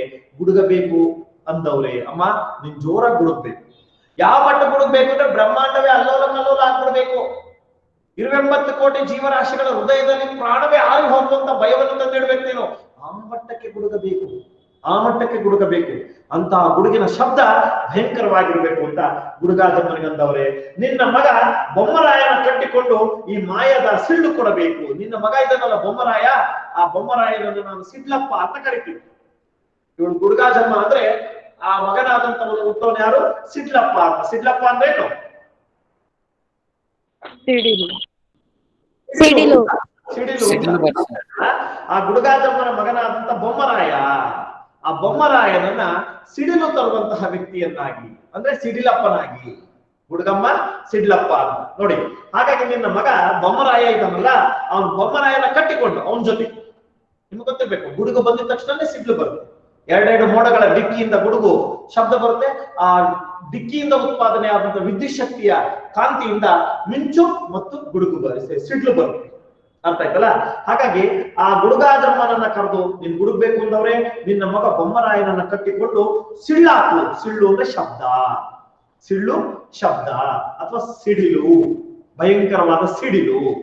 ಸಿಳ್ಳನ್ನ ಕೊಡಬೇಕು, ಶಬ್ದವನ್ನು ಮಾಡ್ತಾ ಸಿಡಿಲನ್ನ ಕೊಡಬೇಕು ಅಂತ ಆ ಒಬ್ಬ ಬೊಮ್ಮರಾಯನಿಗೆ ಹೇಳ್ತಾ ಇದ್ದಾರೆ. ಅಂಡರ್ಲೈನ್ ಮಾಡ್ಕೊಳ್ಳಿ. ಗುಡುಗಾಜಮ್ಮ, ಬೊಮ್ಮರಾಯ, ದೇವೇಂದ್ರ, ವಾಸುದೇವ, ಅಲ್ವೇನ್ರಿ? ಕಾರಯ್ಯ, ಬಿಲ್ಲಯ್ಯ, ಬೇಡರ ಕಣ್ಣಯ್ಯ, ಸಂಕಮ್ಮ, ಎಷ್ಟೊಂದು ನಾಮಪದಗಳು ಬರ್ತಾ ಇದಾವೆ, ಎಷ್ಟೊಂದು ವ್ಯಕ್ತಿಗಳ ಹೆಸರು ಬರ್ತಾ ಇದಾವೆ ನೋಡಿ. ನನ್ನ ಮಾದೇವನ ಮಾತು ಕೇಳವ್ರೆ, ಕಾರೆಂಬ ಕತ್ತಾಲೆ ಮಾಡ್ಯಾರೆ ನೋಡಿ. ಕೊನೆಗೆ ಅಪ್ಪ ಹೇಳಿದಂತ, ನನ್ನಯ್ಯ ಹೇಳಿದಂತ, ಮಾದೇವ ಹೇಳಿದಂತ ಮಾತನ್ನ ಕೇಳಿ ಕಾರೆಂಬ ಕತ್ತಲೆ ಅಂದ್ರೆ, ಕಾರೆಂಬ ಅಂದ್ರೆ ಕಪ್ಪು ಕಪ್ಪಾದ ಕತ್ತಲೆಯನ್ನ ನಿರ್ಮಾಣ ಮಾಡಿದ್ದಾರೆ. ಭಯಂಕರವಾದ ಕತ್ತಲೆಯನ್ನ ನಿರ್ಮಾಣ ಮಾಡವ್ರೆ. ಆ ಕಾರೆಂಬ ಕತ್ತಲೆಯನ್ನ ಮಾಡವ್ರೆ. ಜೋರೆಂಬ ಕಾರೆಂಬ ಕತ್ತಲೆ ಮಾಡವ್ರೆ, ಜೋರೆಂಬ ಮಳೆಯ ಕರೆದವ್ರೆ. ಆ ಕಾರೆಂಬ ಕತ್ತಲೆಯನ್ನು ಮಾಡಿ ಭಯಂಕರವಾದ ಜೋರಾದ ಮಳೆಯನ್ನ ತರ್ತಾ ಇದ್ದಾರೆ. ಆ ಕತ್ತಲೆ ಏನ್ ತಿಂತ ಆಯ್ತಪ್ಪ ಅಂತಂದ್ರೆ, ಸೂರ್ಯನನ್ನೇ ಮುಚ್ಚಿ ಹಾಕುವಂತ ದೊಡ್ಡ ದೊಡ್ಡ ಮೋಡಗಳನ್ನ ತೇಲ್ಬಿಟ್ಟರು. ಯಾರು ಯಾರು ಮೋಡವನ್ನು ತೇಲ್ಬಿಟ್ಟಿದ್ ಯಾರು? ದೇವೇಂದ್ರ. ಅವನಿಗೆ ಕೆಲಸ. ಮಳೆ ಬರ್ಬೇಕು ಅಂದ್ರೆ ಏನ್ ಬೇಕು? ಮೋಡ ಬರ್ಬೇಕು. ಮೋಡ ಬೇಕೇ ಬೇಕು. ಹಾಗಾಗಿ ಯಾವ ಮಟ್ಟಕ್ಕಾನ ಮೋಡ ತಂದವರಪ್ಪ ಅಂದ್ರೆ ಮಠ ಮಧ್ಯಾಹ್ನವೇ ಸಂಪೂರ್ಣವಾಗಿ ಕತ್ತಲೆ ಆಗೋ ಮಟ್ಟಕ್ಕಾನ ಭಯಂಕರವಾದ ಮೋಡವನ್ನ ಜಗತ್ತಿನ ತುಂಬ ತುಂಬಿಟ್ಟಿದ್ದಾರೆ. ಆ ಜಗತ್ತಿನ ತುಂಬ ಮೋಡ ತುಂಬಿರೋದ್ರಿಂದ ಕಾರೆಂಬ ಕತ್ತಲೆ, ಅಂದ್ರೆ ಕಪ್ಪು ಕಪ್ಪಾದ ಕತ್ತಲೆ, ಎದುರು ಬದಲು ನಿಂತ್ಕೊಂಡ್ರೆ ಕಣ್ಣಿಗೆ ಕಾಣದಷ್ಟು ಕತ್ತಲೆಯನ್ನ ತಂದ್ಕೊಂಡಿರುವಂತ ಆ ಕಾರೆಂಬ ಕತ್ತಲೆಯನ್ನ ತಂದವ್ರೆ. ಜೋರೆಂಬ ನೋಡಿ, ಕಾರೆಂಬ ಕತ್ತಲೆ ಮಾಡವ್ರೆ, ಜೋರೆಂಬ ಮಳೆಯ ಕರೆದವ್ರೆ. ಜೋರಾದ ಮಳೆಯನ್ನ ದವ ದವ ದವ ಸುರಿಯುವ ಜೋರಾದ ಮಳೆಯನ್ನ ಕರೆದಿದ್ದಾರೆ. ಆ ಜೋರಾದ ಮಳೆಯಿಂದ ಭೂಮಿ ಮೇಲೆ ಏನಾಯ್ತು, ಆ ಮಳೆಯ ಅಟ್ಟಹಾಸಕ್ಕೆ, ಮಳೆಯ ಆಕ್ರಮಣಕ್ಕೆ ಮತ್ತು ಮಳೆಯ ಆ ಒಂದು ಆಘಾತಕ್ಕೆ ಅದಾದಂತ ಘಟನೆ ಎಂತದ್ದು, ಆ ಘಟನೆ ಮುಂದೆ ಯಾವ ತಾರ್ಕಿಕವಾದ ಅಂತ್ಯವನ್ನು ಕಾಣ್ತು ಅನ್ನೋದನ್ನ ಮುಂದಿನ ತರಗತಿಯಲ್ಲಿ ನೋಡೋಣ. ಅಲ್ಲಿವರೆಗೂ ಎಲ್ಲರಿಗೂ ವಿದಾಯ, ಎಲ್ಲರಿಗೂ ಶುಭ ಸಂಜೆ. ಈ ಒಂದು ತರಗತಿಯನ್ನು ಮುಕ್ತಾಯ ಮಾಡ್ತಾ ಇದ್ದೀನಿ. ಜೈ ಹಿಂದ್, ಜೈ ಕರ್ನಾಟಕ. ಧನ್ಯವಾದಗಳು ಸರ್. ಧನ್ಯವಾದಗಳು. ಧನ್ಯವಾದ ಸರ್. ಧನ್ಯವಾದ. ಅರ್ಥ ಆಗ್ತಿದ್ಯಪ್ಪ?